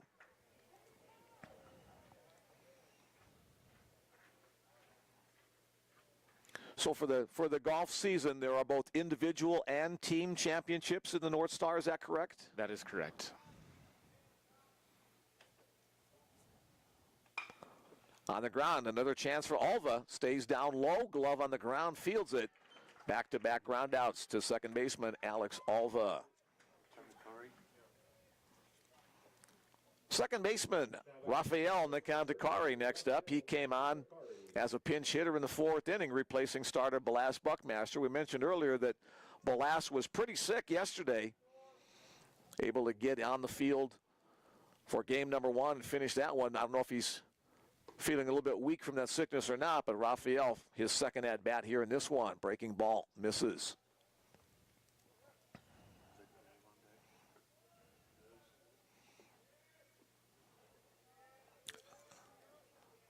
Again, the windup from Mayfield. Foul out of play. So the tournament upcoming very soon. What are the final preparations that you and the young ladies need to do to get ready for that? Yeah, we had a great practice round yesterday. We're really looking at pin positions. We're looking at teeing areas, course yardages, prime positions to play their approach shots, places on the greens where we want to play from, keeping putts uphill. They're very slopey greens, so we want to make sure that we're putting ourselves in the best position to have easy two putts.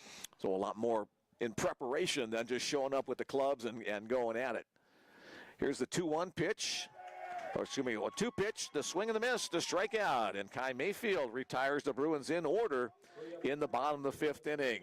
Score remains, Bruins on top by 4, 7-3 our score. Thanks for joining us and letting us know a little bit about the golf program at Bellevue University. Yes, thanks for having me, and good luck to the men's golf team and the women's golf team, obviously, coming into our championship, and we look forward to giving it our best. And if you ever need somebody to show how not to golf, then give me a call. All right, thank you very much. All right, take care. All right, lots of different sports at Bellevue. Appreciate it. A lot of different sports, part of the Bellevue program. How many in total does Bellevue have, different sports? I know I knew it at one point. 11 traditional, 1 non-traditional. The non-traditional. Esports. 11 traditional and 1 non-traditional, the esports program, which also will be expanded in the... Technically, here's what we're going to have. We have both soccers, both basketballs, softball, baseball, volleyball, cross country, men and women's golf. Then the kids in the cross country do long distance, indoor track and long distance outdoor track. So technically 2 sports in one between cross country and track. And kids do well. I mean, they like to run. Well, I have no idea, but they like to do it. very good. So again, a little preview, a little look inside some of the other sports at Bellevue University besides the ones that we cover. And now I got to get this situated again as we get ready for the top of the 6th inning. Thanks, Glenn. And it looks like Logan's having some equipment difficulty. Or it might be his tooth as he's reaching into his mouth. We mentioned earlier, Logan cracked a tooth last week, and he's been playing through it. And now he's getting a visit from the athletic trainer. Oh, okay. But he's looking in his mouth. And yours is in his eye. It's either his mouth or a turf pellet that kind of got up into his eye.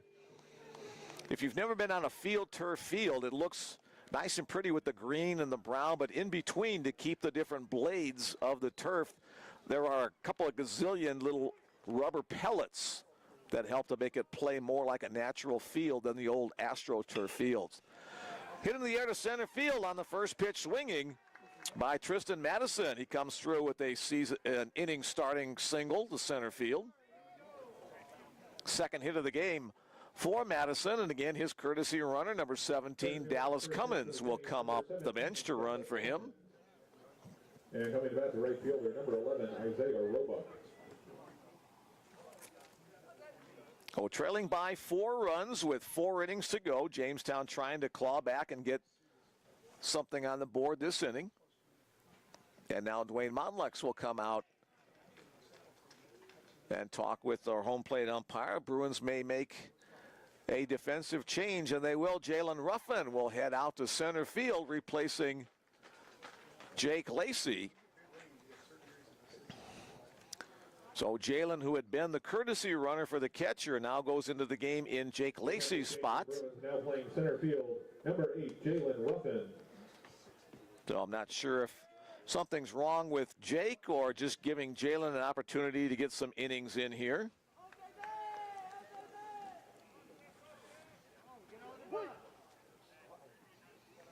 Oh, Gavin Wuschke continues to work on the hill. Throw to first base. Cummins back in time.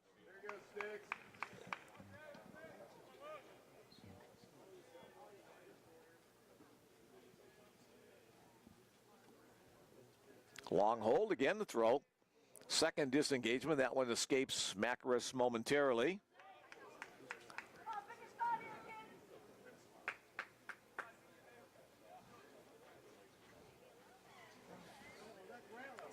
Cummins amongst the leading base stealers for the Jimmies. 18 stolen bases on the year.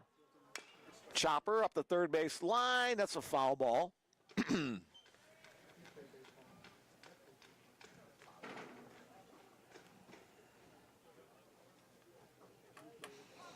So Roebuck heads back to the batter's box. 0-1 the count on Isaiah. Sacrifice bunt his first time up, then a hit by pitch his second. He got credit for a run batted in with that bases loaded hit by pitch.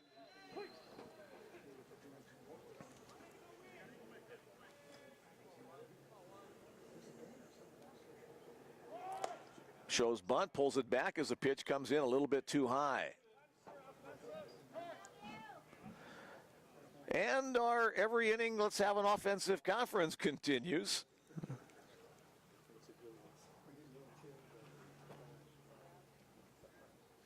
Not sure if Isaiah missed a signal or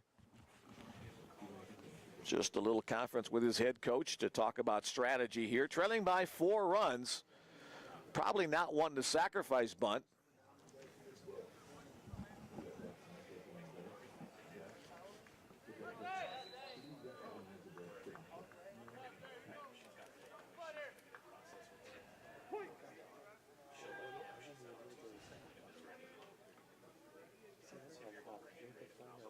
Wuschke delivers a slider for the strike. 1 ball, 2 strikes to count on the batter, Isaiah Roebuck.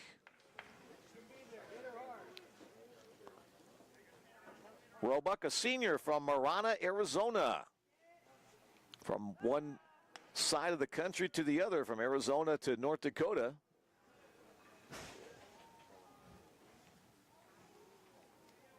Seeing the southern edge and the northern edge of the United States. Short lead at first, down by a bunch. Roebuck just throws the bat head at that one to stay alive. Good piece of defensive hitting.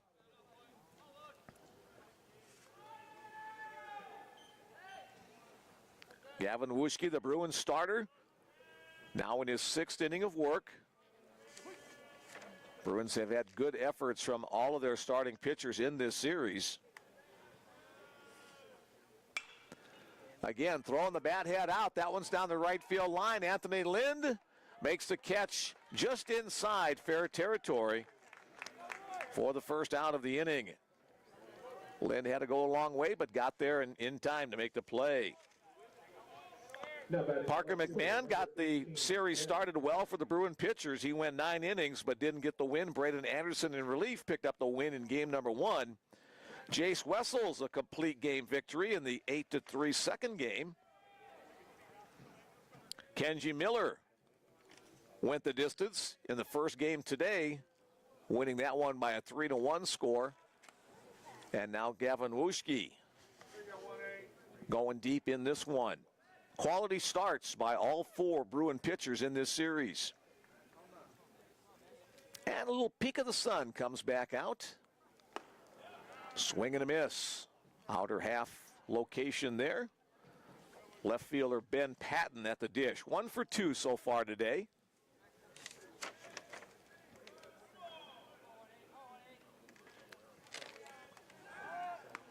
Gavin a toss over to first base.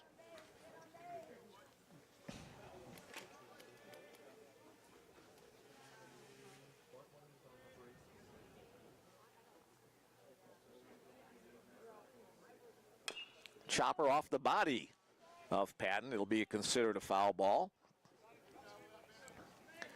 Do you know, Ed, why the flag is at half stat? Is that in honor of Pope Francis? It is, okay. I just wasn't sure of that or not. He's technically a head of state, but... Governor Pillen asked everybody to do the half staff. And I believe President Trump asked everybody across the country to half staff Pope Francis. All right, so the American flag at half staff in honor of the passing of Pope Francis. Actually taped it. It was on the news overnight at 4 a.m. My wife and I watched part of the funeral service. Very impressive traditional Catholic service. 250,000 people, they said, were here. Wow. We were just in Rome about a year and a half or so ago, so it was extra special because we were there. We were, when you could understand where people were and the viewpoints. And if you ever get a chance to get to Rome, be sure to check out Vatican City and St. Peter's Basilica.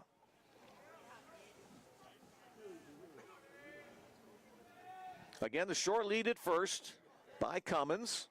Here's the pitch home to Patton. Fouls it the right field side out of play.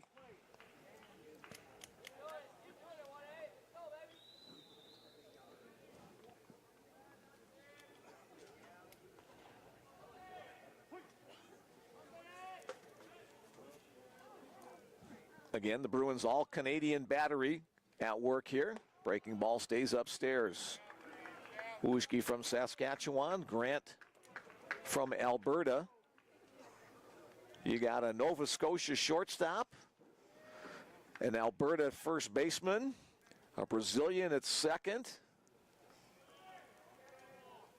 and the outfield is from the United States. Yeah. Breaking ball, swung on and missed. Good movement on that pitch from Gavin Wuschke for the strikeout. Not a ton of strikeouts for Gavin today, but just enough to make it a very good outing. 3 strikeouts. And we'll have a pinch hitter coming in here. This is now number 29, hitting for shortstop Landon Runge. The pinch hitter is Will Bachman. Will Bachman.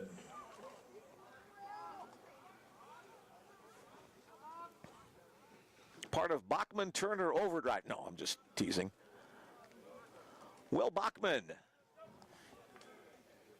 hitting .265 on the year for the Jimmies. Bachman is a junior out of Fargo, North Dakota. Jamestown about halfway between Fargo and Bismarck in east central North Dakota.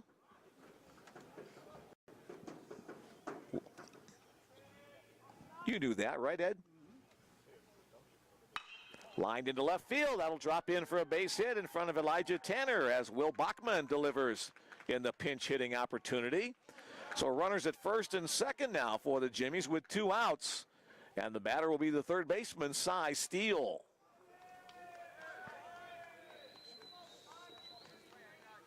And it looks like we're going to have a pinch runner coming in, or a re-entry. So Bachman gets a swing of the bat, delivers, and then he'll come back out. Landon Runge will re-enter the game at first base.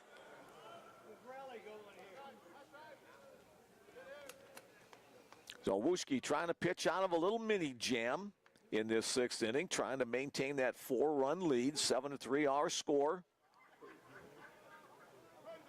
And now Logan Grant will go out to visit with Wuschke. That'll be the first mound visit, I believe, for the Bruins.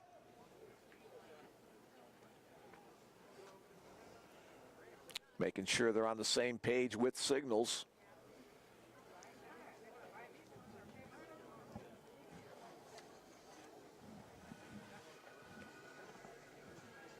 And up second mound visit for the Bruins. I missed one.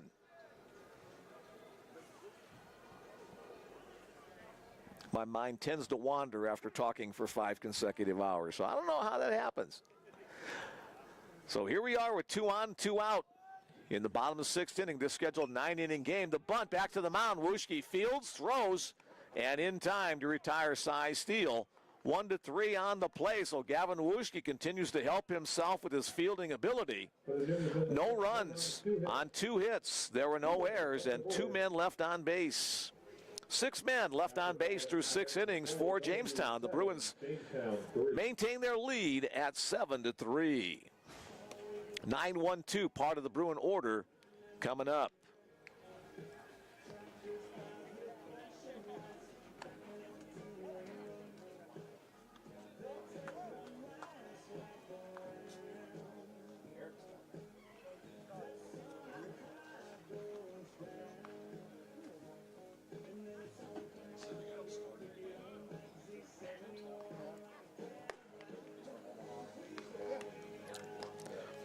All right, a bite of cookie and a swig of Coca-Cola. That recharges my batteries as we get ready for the bottom of the 6th inning.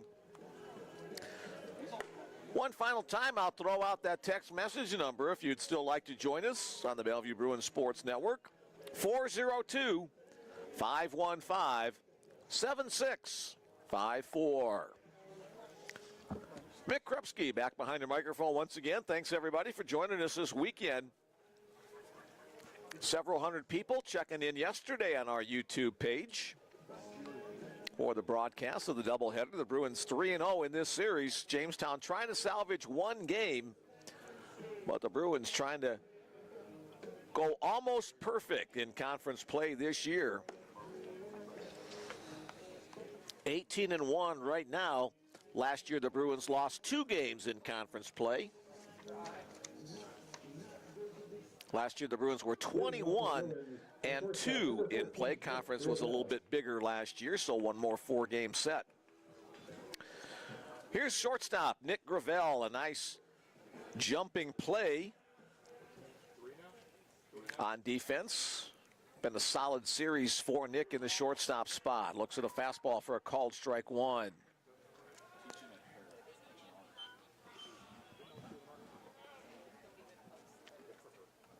Again, Kai Mayfield back to the mound, continuing his relief stint. 1-1 the count now as that one misses inside.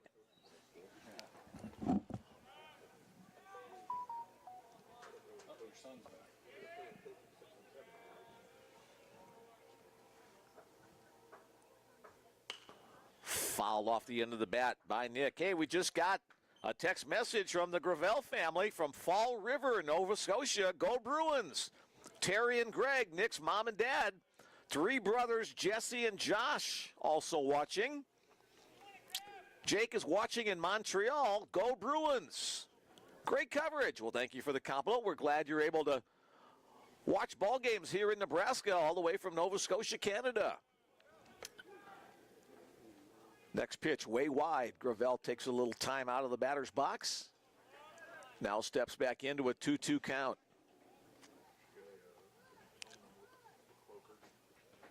Breaking ball, that one's hit to center field. That's going to drop in for a base hit. Nick with a big turnaround first. Thought about challenging the arm in center, but wisely goes back to first base. So Nick Gravel, a 3-for-3 day, including that triple his first time up, a couple of singles after that, and a run batted in. So Nick Gravel doing it on offense and defense. Back to the top of the order for the Bruins. Here's a resurgent, Scott Hansen, the Indiana native. 2-for-3 in this one, including a home run. First pitch fastball from Mayfield, a strike called. Nobody throwing in the Jamestown bullpen, so the Jamestown coaching staff hoping that Mayfield will give them some length out of the bullpen. This is now his second full inning of relief work. Swing and a miss.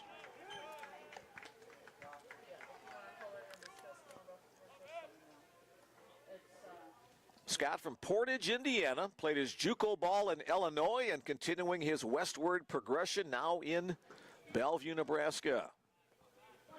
Seeing the middle part of the country.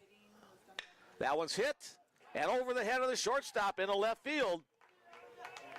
Runge gave it an effort but came up just a couple of inches too short. I think we had a similar situation yesterday. So back-to-back base hits for the Bruin batters in this bottom of the 6th inning.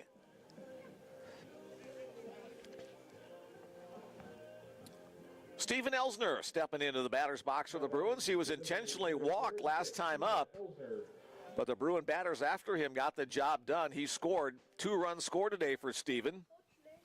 He's officially 1 for 2.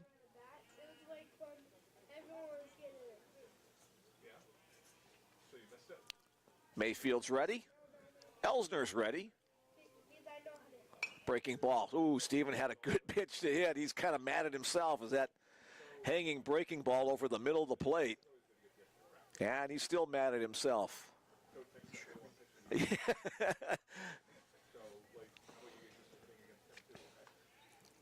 One final exhale, then he's back into the batter's box. That one could have gone a long way. Let's see if he gets another one. And just as we say, no action in the bullpen, a right-hander steps up. And a steal attempt at third base. And Gravel will be able to slide in as the ball not handled over there by Cy Steele. Nick really just started going before Mayfield began his move home. Mayfield pivoted to throw to second base. And technically that could have been called a balk because he didn't step off, did he? I think he just whirled. And you have to throw to the base where you're stepping to. Anyway, it doesn't matter as the Bruins now have runners at second and third. E5 assist to the pitcher. E5 on the play on the throw to third base.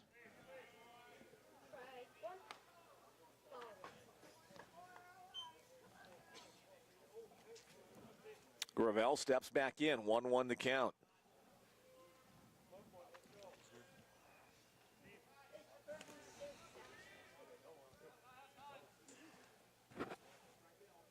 Steven launches that one to left center. It's going to drop in for extra bases. And it'll be a double as it bounces over the 8-foot high fence out in left center field. 2 more runs batted in for Steven Elsner as Scott Hansen and Nick Gravel score on that hit. So the Bruins continuing to swing the bat well. They're not taking any time off. Just enjoy their conference championship. They want to maintain a strong pace going into next week's conference tournament. Here's Logan Grant. Logan with 3 runs batted in on a 2-for-2 day, including that solo home run. Logan hammers it, but it's going to go foul up the first base line. Logan got a hanging breaker, but pulled the trigger a little too quickly. Single, single, double for the Bruins in the first 3 batters of this inning.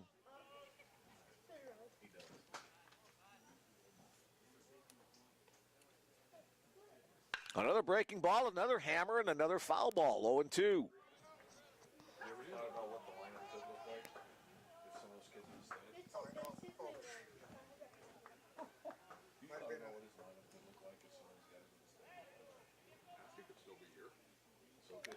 And another mound visit.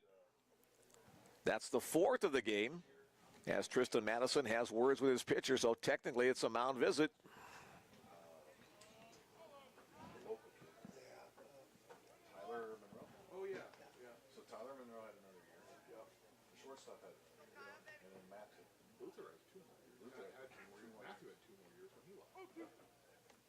Going to the count on the Bruin catcher. 9-3 our score. Logan holds his swing. Ball gets away from the catcher, but not far enough for Elsner to advance, and now they'll appeal to third base. Not a fan of that late appeal to the base, because if they're going to do that, do it early so Logan has a chance to run if they're going to call him for a swing. As it stands, 1 ball, 2 strikes to count.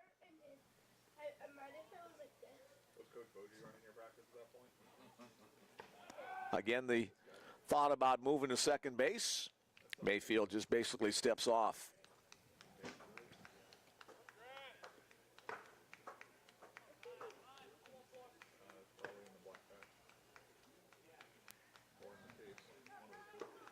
Mayfield again with the high set. Elsner getting a secondary lead. Logan chases a high fastball out of the zone. He knew it.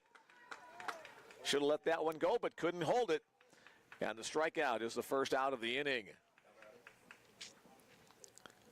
Here's Bruins center fielder Jalen Ruffin. Ruffin came in to replace Jake Lacey in the last inning defensively. His first swing of the bat today, after getting some courtesy running duties in as well.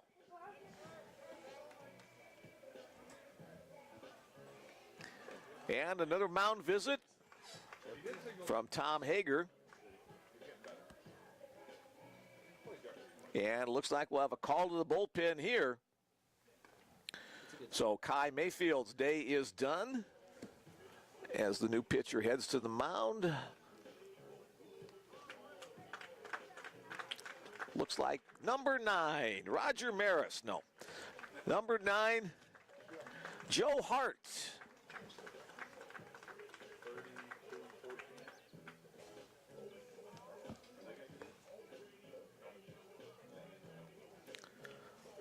Joe Hart, the right-handed pitcher, he's a sophomore from Omaha as well. So a couple of Omaha guys take the hill for Jamestown. First we saw Austin Shelton, now we have Joe Hart.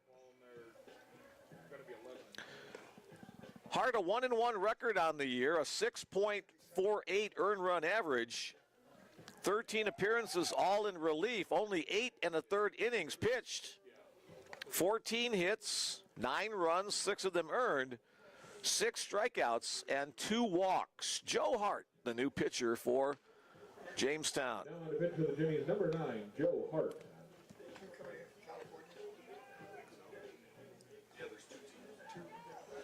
I know it's an 18 tournament. I'm pretty sure it's 6 North Star and 2 of them. All the North Stars. Yeah. I'll be very interested to see how they see it. When will that be available online? Should be tonight, maybe tomorrow. Okay. Just check with Bill about the North Star baseball tournament that begins on May 1st in Dickinson, North Dakota.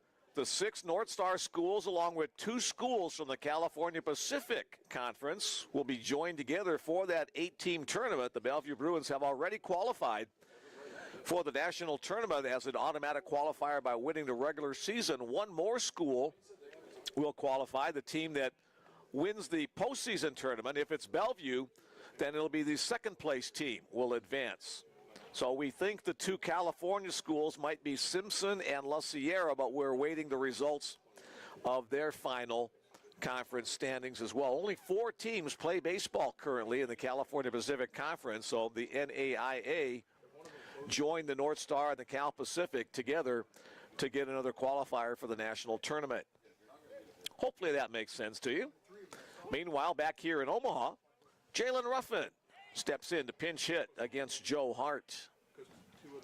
Steven Elsner, the Bruin runner, at second. And that hits Ruffin as he turned away from that one. So Bruins will be at first and second. Still just 1 out in the inning for first baseman Aiden Macaris. Bruins up by 6, 9-3. We're in the bottom of the 6th inning. Now batting the first baseman, number 22, Aiden Macaris. Aiden 0 for 3 in this one.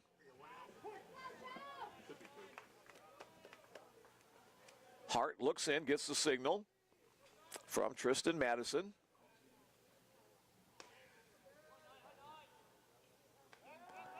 The step off and throw to second base.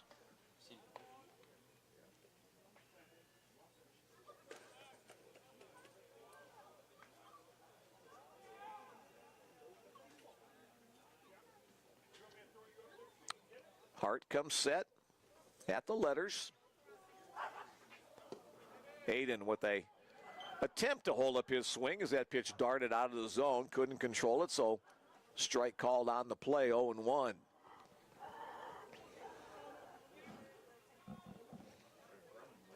And hi to Aiden's dad listening in up in Ontario. We heard from him yesterday on the text message. Runners go on the pitch. It's down low. The throw to third base is not in time. So Steven Elsner with a good jump at second base will get the stolen base. Jalen Ruffin will pick up 1 as well as the trailer on the double steal.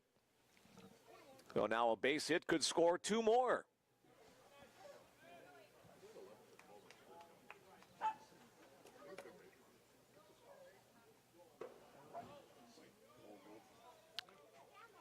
Nine runs on 13 hits thus far for the Bellevue Bruins.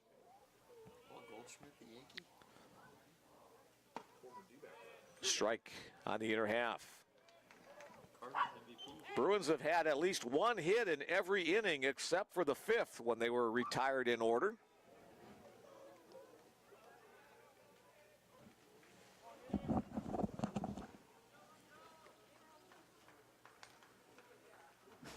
Macaris awaits. Breaking ball gets the call.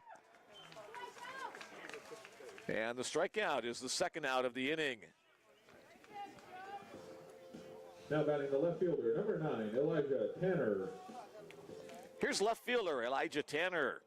Tanner 0 for 3 in this one.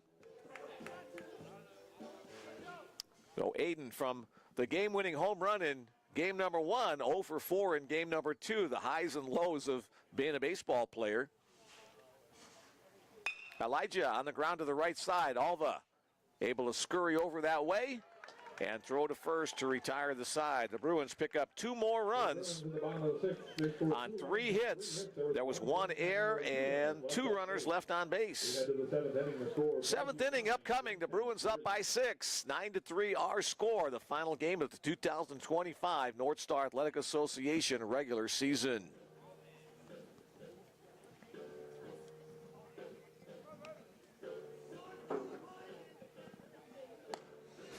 All right, hey, here's my favorite text of the day so far.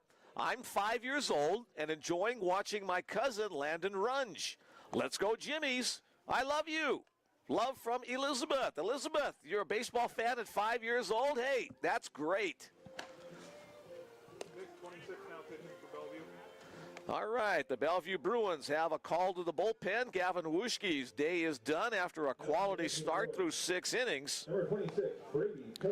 Brady Toth will come on for the Bruins.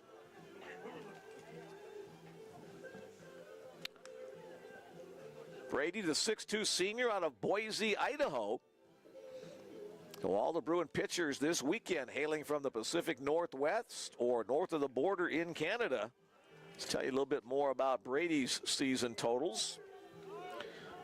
15th appearance on the season, 2 of them as a starter. 1 win, 1 loss, 1 save for Toth.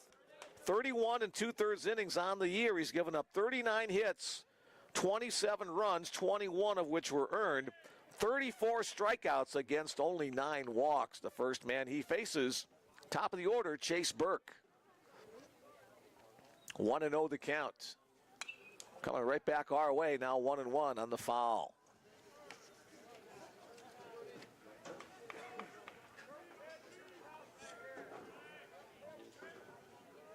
So the 1-1 pitch on its way. Chopper, right, left side. Scott Henson cuts it off, moving to his left. Throw to first base just in time on a bang-bang play. Burke retired 5-3, leading off the top of the 7th inning. Second baseman number 4, Alex Alva. Here's second baseman Alex Alva. Alva's shown great range this weekend at his second base position. He's 1 for 3 at the plate in today's contest. Also had a hit in the first one today. First pitch swinging, chopped to the right side. Aiden Macaris fields it. He'll take it himself, 3 unassisted on the play.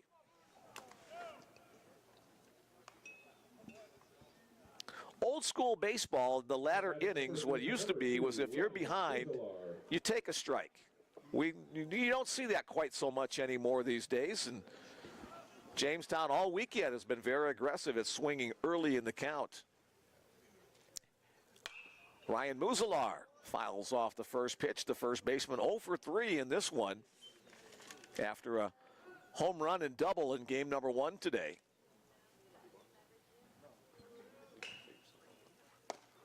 On the inside, Black. Toth delivers. Now an 0-2 count.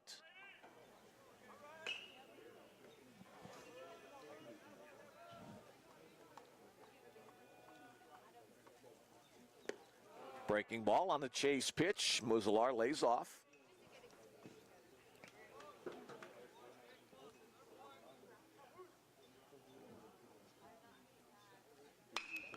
Hammered, but foul up the left field line.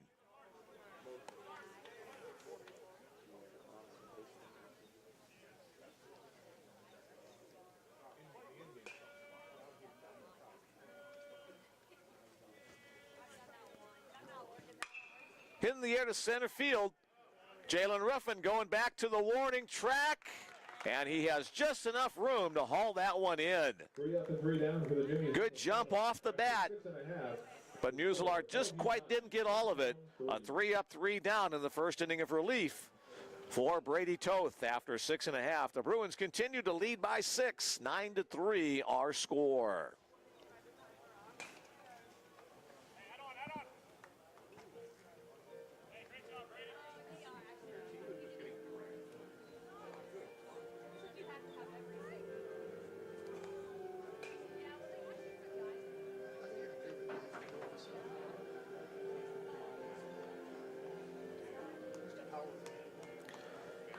Seventh inning stretch time. Take me out to the ball game. Coming through the speakers at John Stella Field at Brown Park.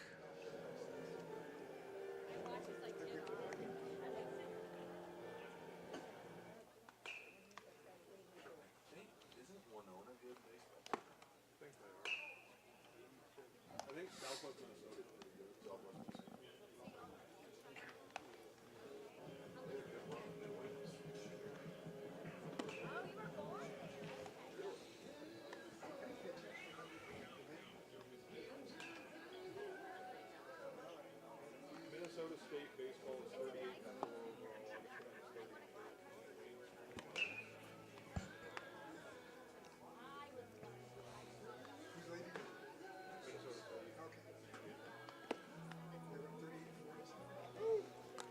Joe Hart back to the mound for the visitors from Jamestown, North Dakota.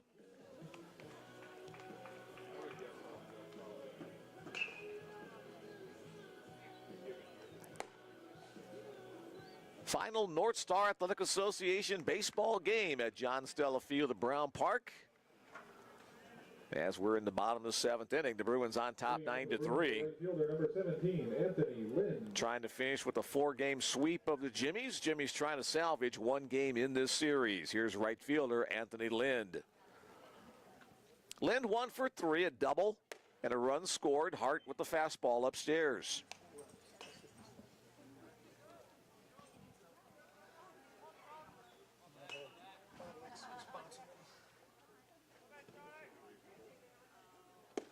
Strike call on the knees, 1-1 on Anthony. Product of Omaha Central High School. Played high school ball and college ball here at John Stella Field at Brown Park.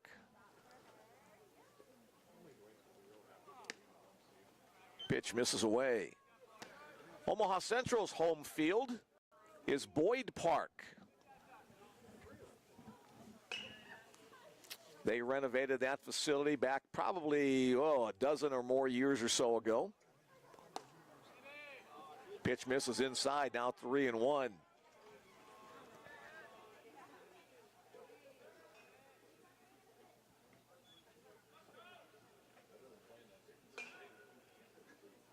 Anthony, kind of a jam job. One hopper to Alva at second, waits for it to come down, and makes the throw after catching it off the first hop.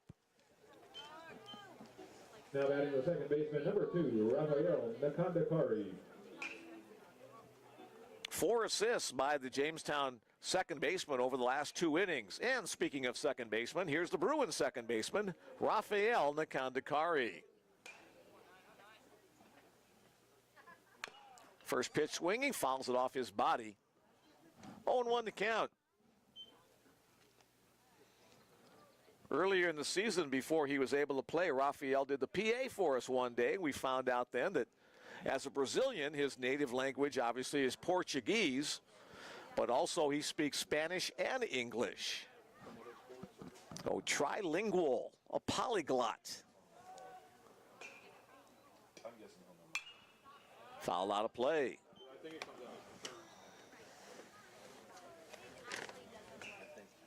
Rafael played 2 years at Lakeland Community College in Ohio. Had a .370 batting average during his career there. Trying to shoot the outside corner, misses wide. Rafael does not chase.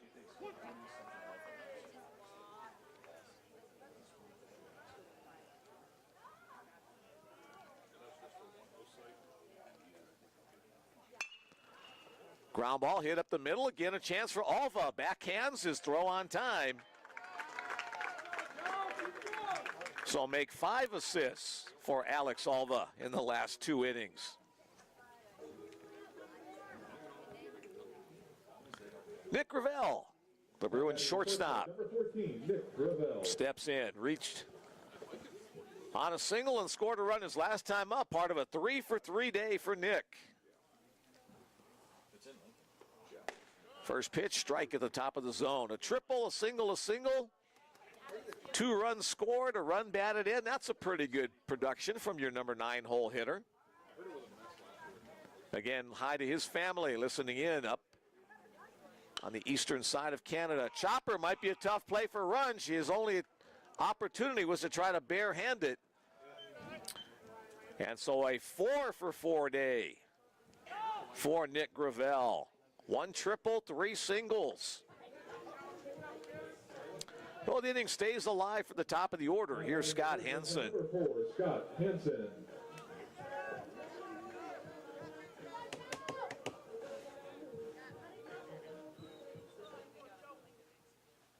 Scott with that back foot right on the back edge of the batter's box. 3 hits for Scott in this one. Let's see if he can get 4 like Gravel. Strike call on the first pitch from Joe Hart.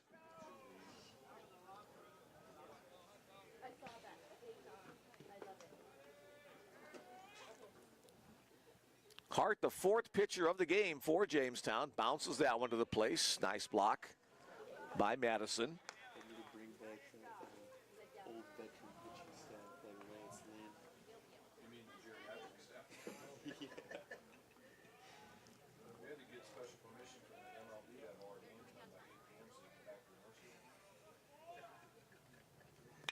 Line up the middle, and it's the 4th hit of the game for Scott Hansen. We were talking about his struggles earlier in this series, but his bat has come to life. 4 out of 5 in this game. A home run and 3 singles for Scott Hansen at the top of the order. Gravel advancing to second on the play. The batter will be Steven Elsner.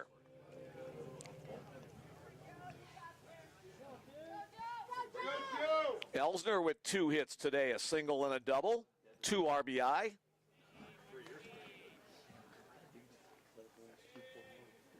Let's see if Elsner can get into one. Breaking ball misses upstairs.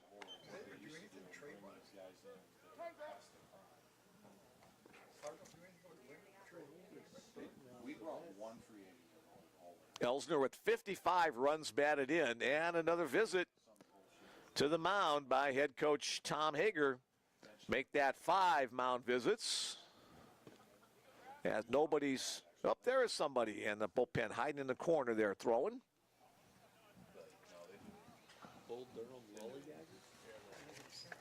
They're just playing their young. Like literally, that's what they're playing. They brought up a bunch. Oh, Steven Elsner now with 55 runs batted in after picking up 2 more in this game. Well, it is for other places. Like if you want me to start listing the guys that sent out. Logan Grant has 3 runs batted in this one, so he's up to 56. So that personal battle between those 2 guys for the RBI lead continues, as they're the next 2 scheduled hitters.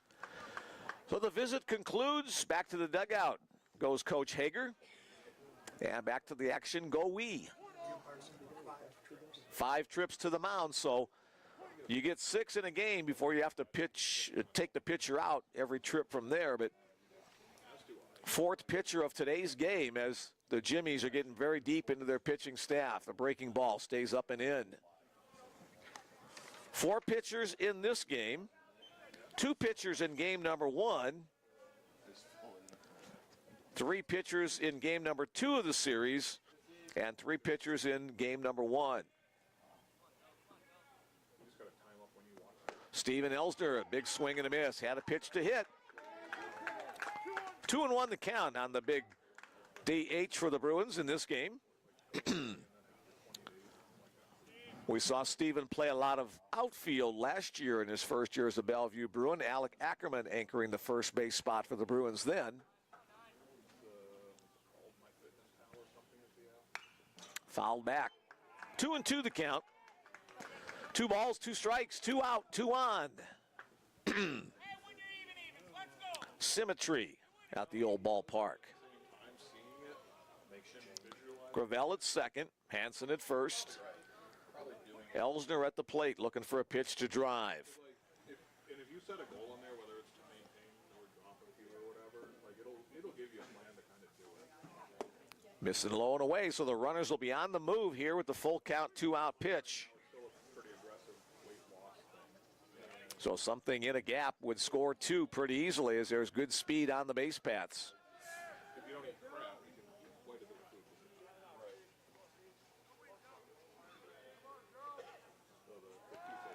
The throw to second base does not fool Gravel. He's back easily.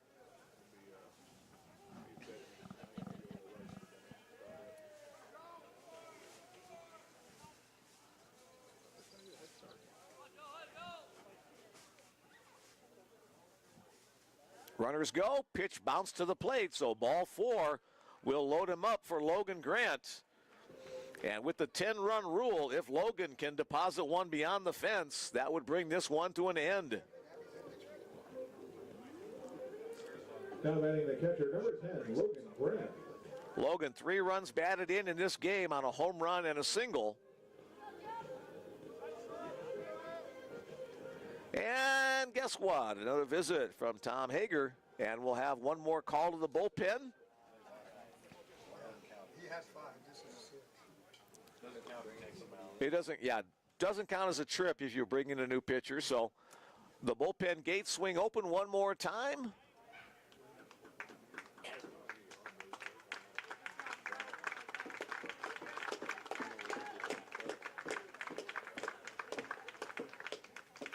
And we'll trying to figure out the number on the new pitcher coming in.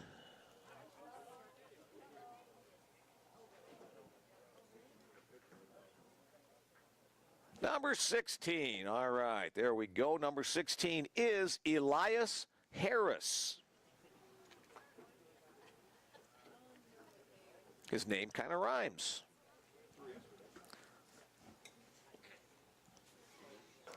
Harris is a freshman out of Moorhead, Minnesota.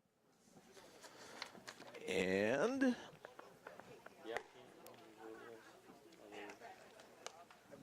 a very good ERA of 1.35. No wins, no losses. This is his 8th appearance on the season. He's only thrown 6 2/3 innings. Has allowed 3 hits, 1 run, has struck out 7 and walked 2. So pretty good stats, though little used in 6 2/3 innings on the season. The freshmen have an opportunity here to shut down the Bruins with 2 outs and the bases loaded in the bottom of the 7th inning. We started at 12 noon. We're now at about 10 minutes after 4 Central Time, so 4+ hours of baseball. Could be over in one swing, or we could have 2 more innings yet to play. This all depends how things turn out in this matchup between Logan Grant and Elias Harris.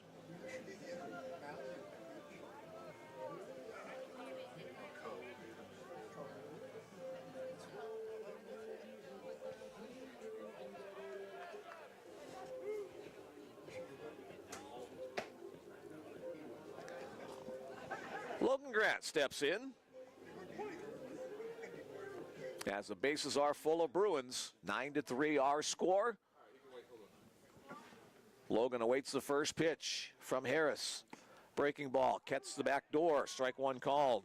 Excuse me.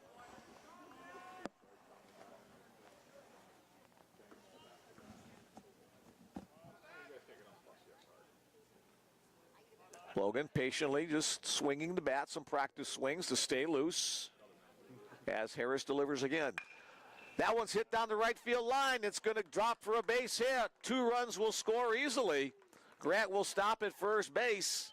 Coming across home, Nick Ravel scores first, then Scott Henson right behind him. Steven Elsner on to third as Logan Grant, a 5-run batted in day on a couple of singles and a home run. Logan looks like he'll stay in to run for himself unless somebody else can't use Jalen Ruffin because Jalen's at the plate.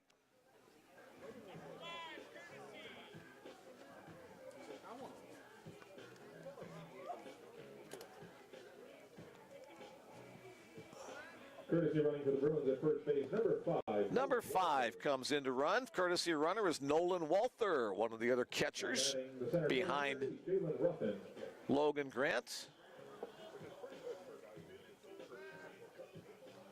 Well, the Bruins stretch their lead to 8, 11-3. So Ruffin was hit by a pitch his first time up. First pitch from Harris is upstairs. Walter with his lead at first. Elsner the lead at third in foul territory. Another fastball upstairs, 2-0. Jalen Ruffin looking for a pitch to hit.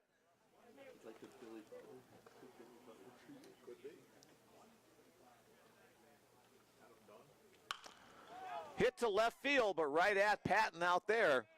And he will make the catch. Ben Patton will retire the side on the fly ball. The Bruins pick up 2 runs on 3 hits.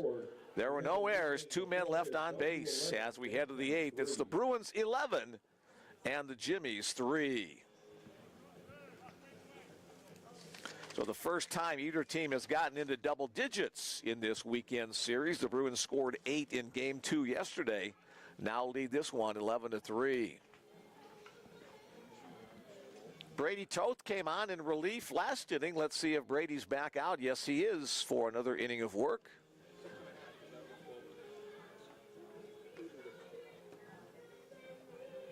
11 runs on 16 hits for the Bellevue Bruins in this one. 3 runs on 7 hits for the Jimmies.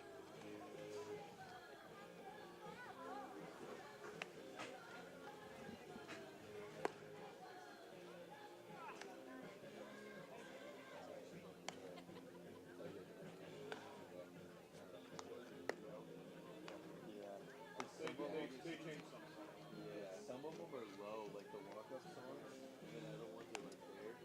Something that it's all the way. Yeah. You did your job.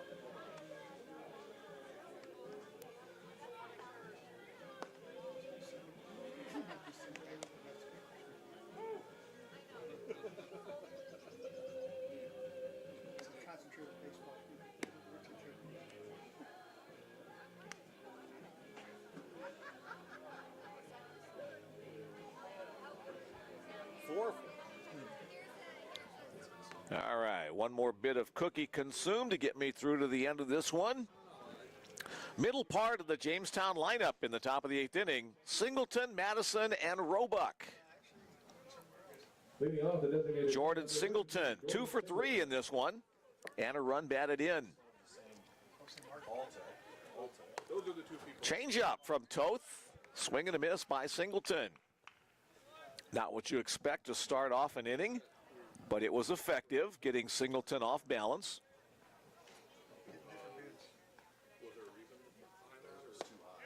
Just below the knees, ball 1, strike 1 on the DH.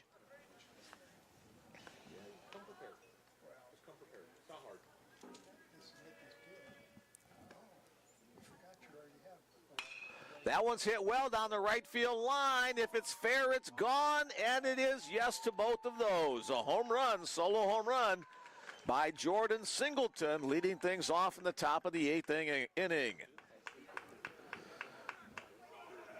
For Singleton, that is home run number 6 on the year, and now 26 run batted in.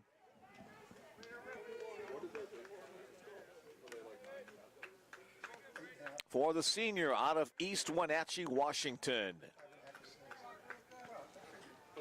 11-4, our score, a 7-run lead for the Bruins. Now batting the catcher, number 5, Tristan. Here's catcher Tristan Madison. He's caught both ends of today's doubleheader.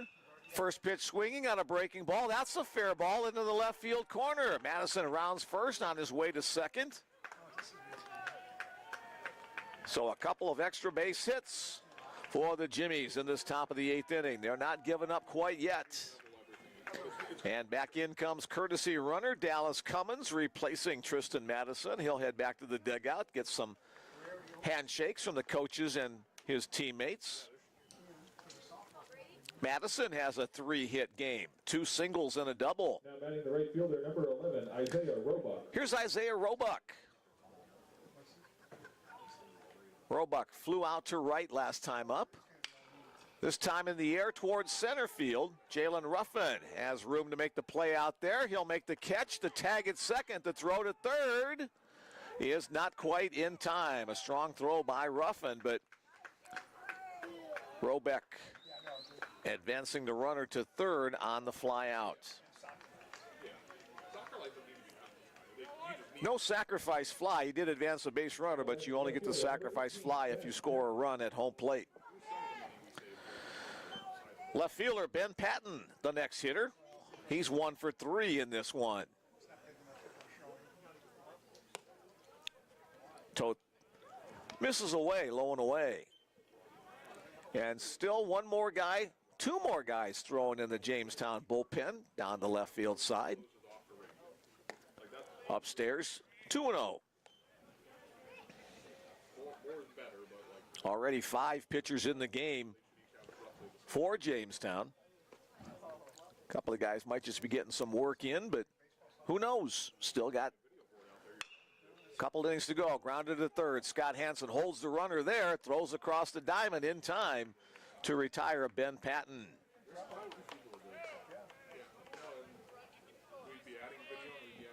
So Cummins remains the runner at third as Landon Runge Back to the plate. Hello to Elizabeth. Listening in out in California. Glad you're with us. Here's Landon at the bat once again for Jamestown. Landon is Yeah, I just sent those over to Chris last week. 0 for 2. As he re-enters the game, line drive to right field. Now he'll be 1 for 3, and he'll get a run batted in on the play. So Elizabeth, yes, you can cheer for that. So now 11-5 our score as the Jimmies tack on 2 runs in this 8th inning. And now Dwayne Monlex heading out to the mound to talk with his pitcher, Brady Toth, and his infielders. And Dwayne's going to ask for the ball as he'll make this move to the pin. So the third pitcher of the game for the Bellevue Bruins will head on in. Brady Toth goes an inning and 2/3, allows 2 earned runs. Softball's the lowest just because it's the lowest quality stream. Well, plus it's so many Well, there's no like audio or anything with it. Yeah. And the new Bellevue pitcher is number 35, Brody Burnett. Now on the pitch for the Bruins, number 35, Brody Burnett. So Brady gives way to Brody. Oh, you got it. Okay. So we need to get them out one more time. Our team needs to get 3 out. Brody Burnett, a 6'5 junior out of Kansas City, Missouri.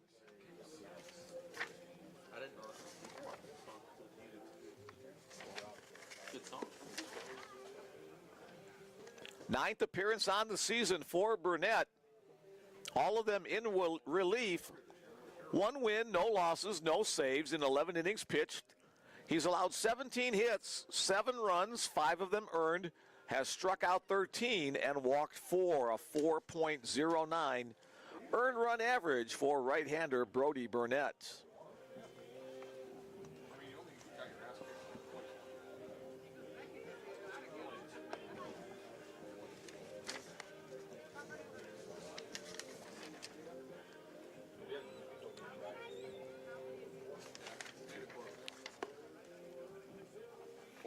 I mentioned earlier in the broadcast that the Bruins are a predominantly right-handed pitching squad.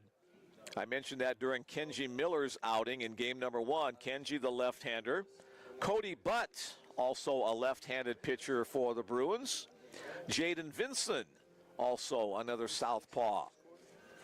So 3 lefties and the rest throwing from the right-hand side.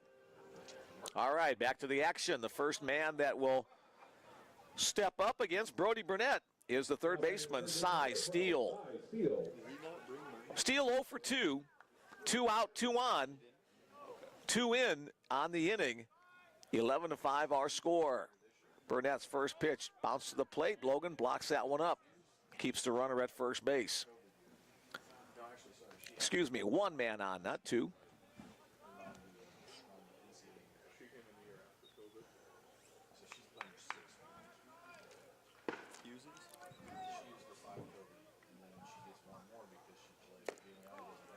A little bit too low there, 2-0. Can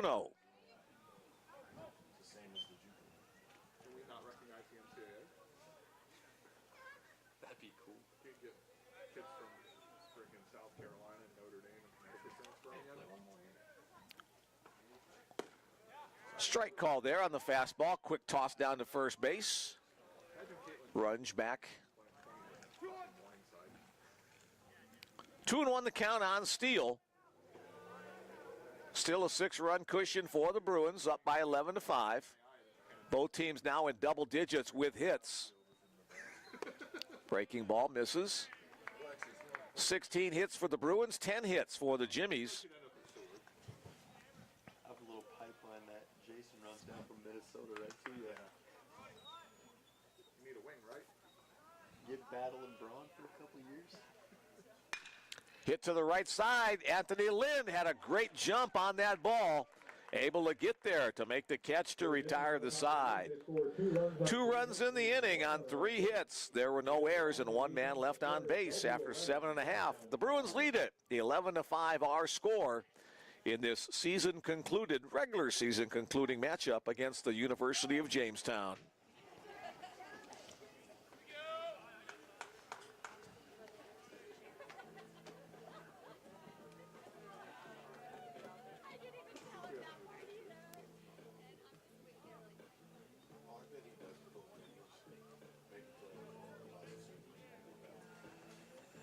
It's a better matchup for the first hit. 26. And another new pitcher for the Jamestown Jimmies. This time it'll be Grayson Sargent on the mound. I think we heard from his family on a text message earlier. Grayson Sargent. Sargent, a freshman out of Gillette, Wyoming, also the hometown of Jake Lacey and Bellevue head coach Dwayne Monlux. So Grayson, oh yeah, she was the button candy lady. Thank you very much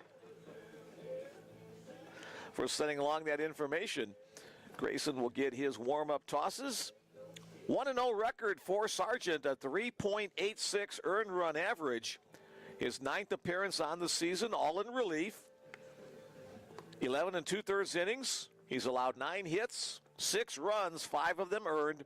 Has struck out 9 and walked 5. Grayson Sargent.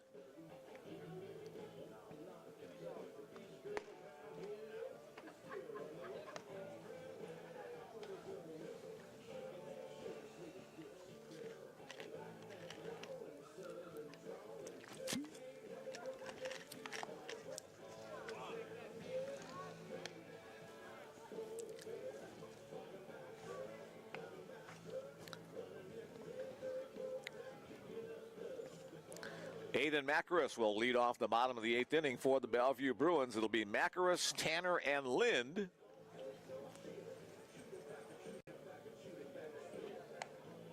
Bruins with a 6-run lead.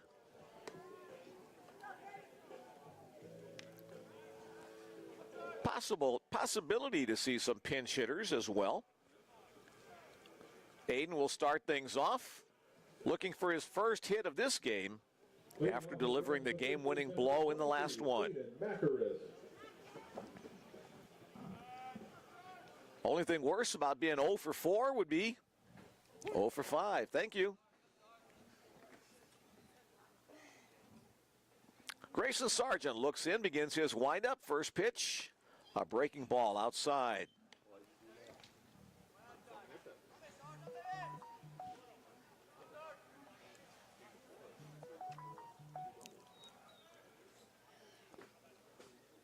Sargent working from the right side, the first base side of the rubber. Macaris, a hard hit ball to straightaway center field. Bingo, bango, off the top of the hitting background.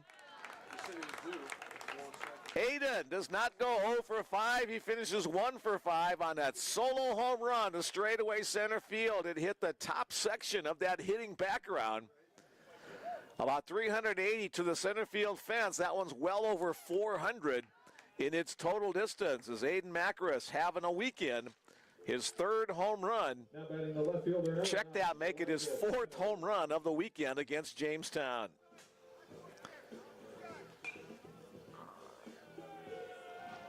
So now 12-5 our score as Elijah Tanner steps in. The breaking ball misses wide. So a rough greeting for new pitcher Grayson Sargent.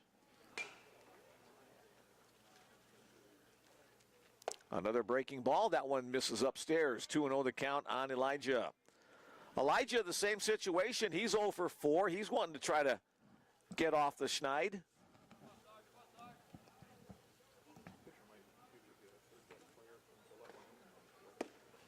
Strike called on that pitch. Hansen has 4 hits. Elsner has 2. Grant has 3. Breaking ball popped up right side. All for the second baseman, shielding the sun with his hand, reaching up with his glove, and he'll catch it to retire Elijah Tanner. Macris has 1.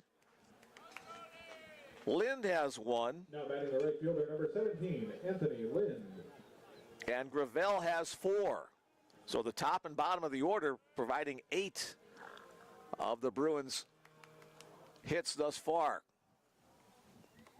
Here's Anthony Lind. Breaking ball down low. That's been the feature pitch for Grayson Sargent since coming in. A lot of movement on his pitches.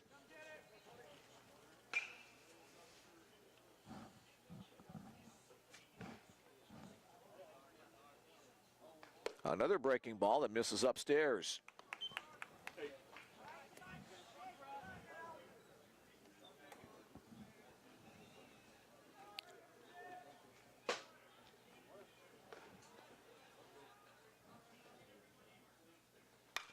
Anthony had a big hack at that one, but a little tardy, out of play. Bruins trying to finish his 2025 regular season almost perfect. 20 games in conference play. The Bruins hoping to win 19 of the 20, only falling last weekend in one game to Dakota State. Anthony in the air to right center field. Again, an opportunity for Isaiah Roebuck. He's over there to make the play for the second out of the inning. Now batting the second baseman, number 2, Rafael Nakandakari. 6 putouts in right field for Isaiah Roebuck. Here's Bruins second baseman, Rafael Nakandakari. Grounded out his last time up. Again a breaking ball, this time again upstairs.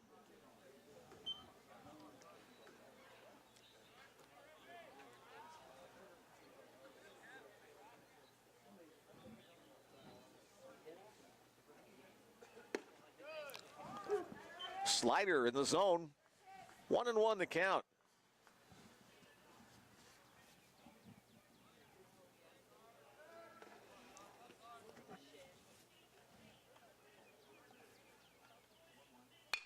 That one's hammered through the hole on the left side of the infield. So Rafael Nakandakari delivers a 2-out base hit. And that'll bring to the plate shortstop Nick Gravel. Nick, a perfect 4 for 4 today. A triple, 3 singles, 3 runs scored, and 1 run batted in. One of those games to remember. 4 for 4, trying for 5 for 5. To the shortstop, Runge fields it. He'll make the long throw across the diamond. So Nick falls a little bit short at his quest for a 5 for 5 games. He winds up a measly 4 for 5 on that ground out. 1 run on 2 hits. There were no errors. 1 runner on base. The home run by Aiden Macris makes it a 12-5 game. Bruins on top, leading by 7.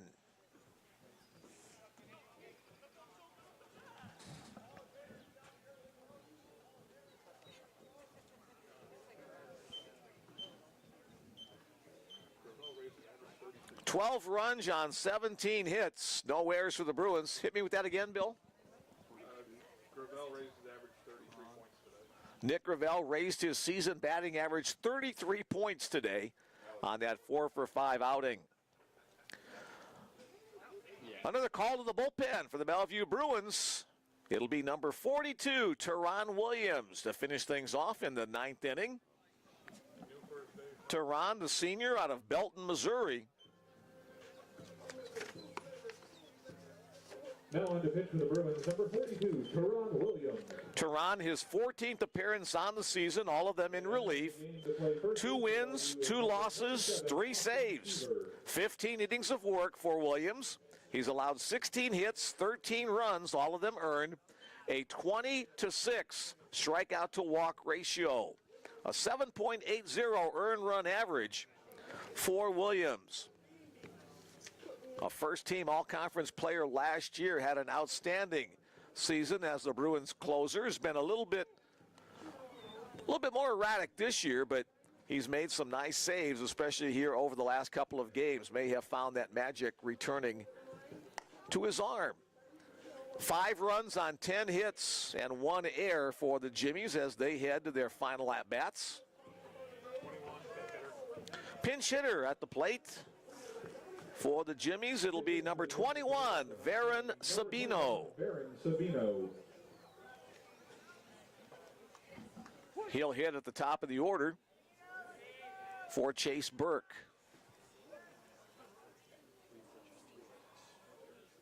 First pitch from Williams misses away.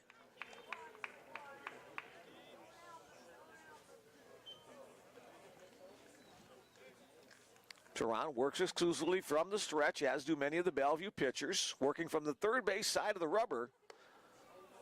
Misses away again, 2-0.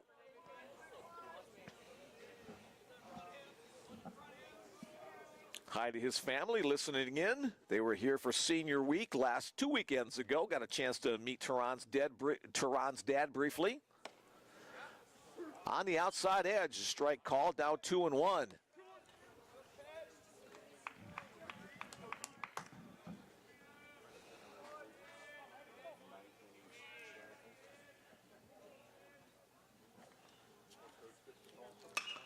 Hit in the air to left field. Elijah Tanner has that one in his sights. He'll make the catch to retire Varen Sabino.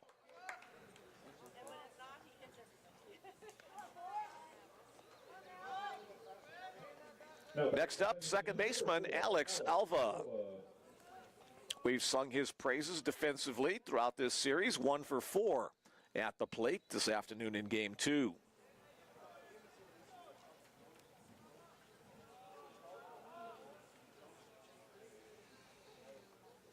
Teran delivers right down the heart of the plate. Alva took it for a called strike 1. Thanks again to Ed and to Joe and to Glenn for being part of our broadcast today, talking about Bellevue sports. Change up. Swung over the top of that one, 0-2. And thanks to everybody who was playing along with text messages today. I better give that one last look.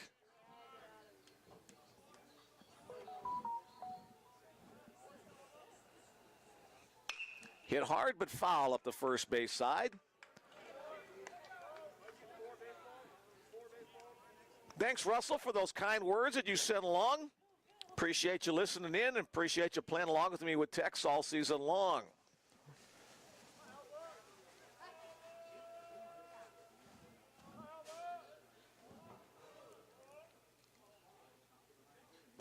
Swing and a miss. The ball bounced, so the out will be recorded at first base. 2-3 on the play. First strikeout for Teran Williams. Deb Baumert in Gillette, Wyoming, gives a big woo-hoo. That's her grandson, Grayson Sargent, who came into relief. So we'll give her credit one more time. Go Bruins, go Jalen. Love watching the games from Grandma Connie, listening in North Platte. So Grandma Connie, glad you're with us today. More baseball to come for the rest of the. Oops, that one slipped out of the hands of Williams as it goes behind the back of Ryan Muzalar. Our final broadcast of the regular season. The Bruins will be in Dickinson for the tournament. You can check out those games and more on the connections through BUBruins.com or Play North Star. Breaking ball in the zone. Is it .com or .org? I think it's .com, but all right, PlayNorthstar.com is your link there. Bellevue has put in a bid to host an opening round of the NAIA National Tournament, so our broadcast may not be done. Sky high fly ball foul up the left field side by Ryan Muzalar. So if Bellevue does get that opening round bid, we will have more baseball coming your way. The opening round begins on May 12th. The conference tournament begins on May 1st. Hitting the air to center field, Jalen Ruffin has that one tracked, and he will make the catch. And that will bring today's ball game to a close, a 1-2-3, top of the 9th inning. Our final score, the Bellevue Bruins 12 and the Jamestown Jimmies 5. For the Bruins, 12 runs on 17 hits. They committed no errors. For the Jamestown Jimmies, 5 runs on 10 hits and 1 error. With the victory, the Bellevue Bruins, a 4-game winning streak, now 36-13 overall, 19-1 to finish atop on the North Star Athletic Association. They have an 8-game margin to finish the conference standings over these Jamestown Jimmies. With the loss, the Jimmies dropped to 32-16 overall, 11-9 in conference play, but they do finish in second place.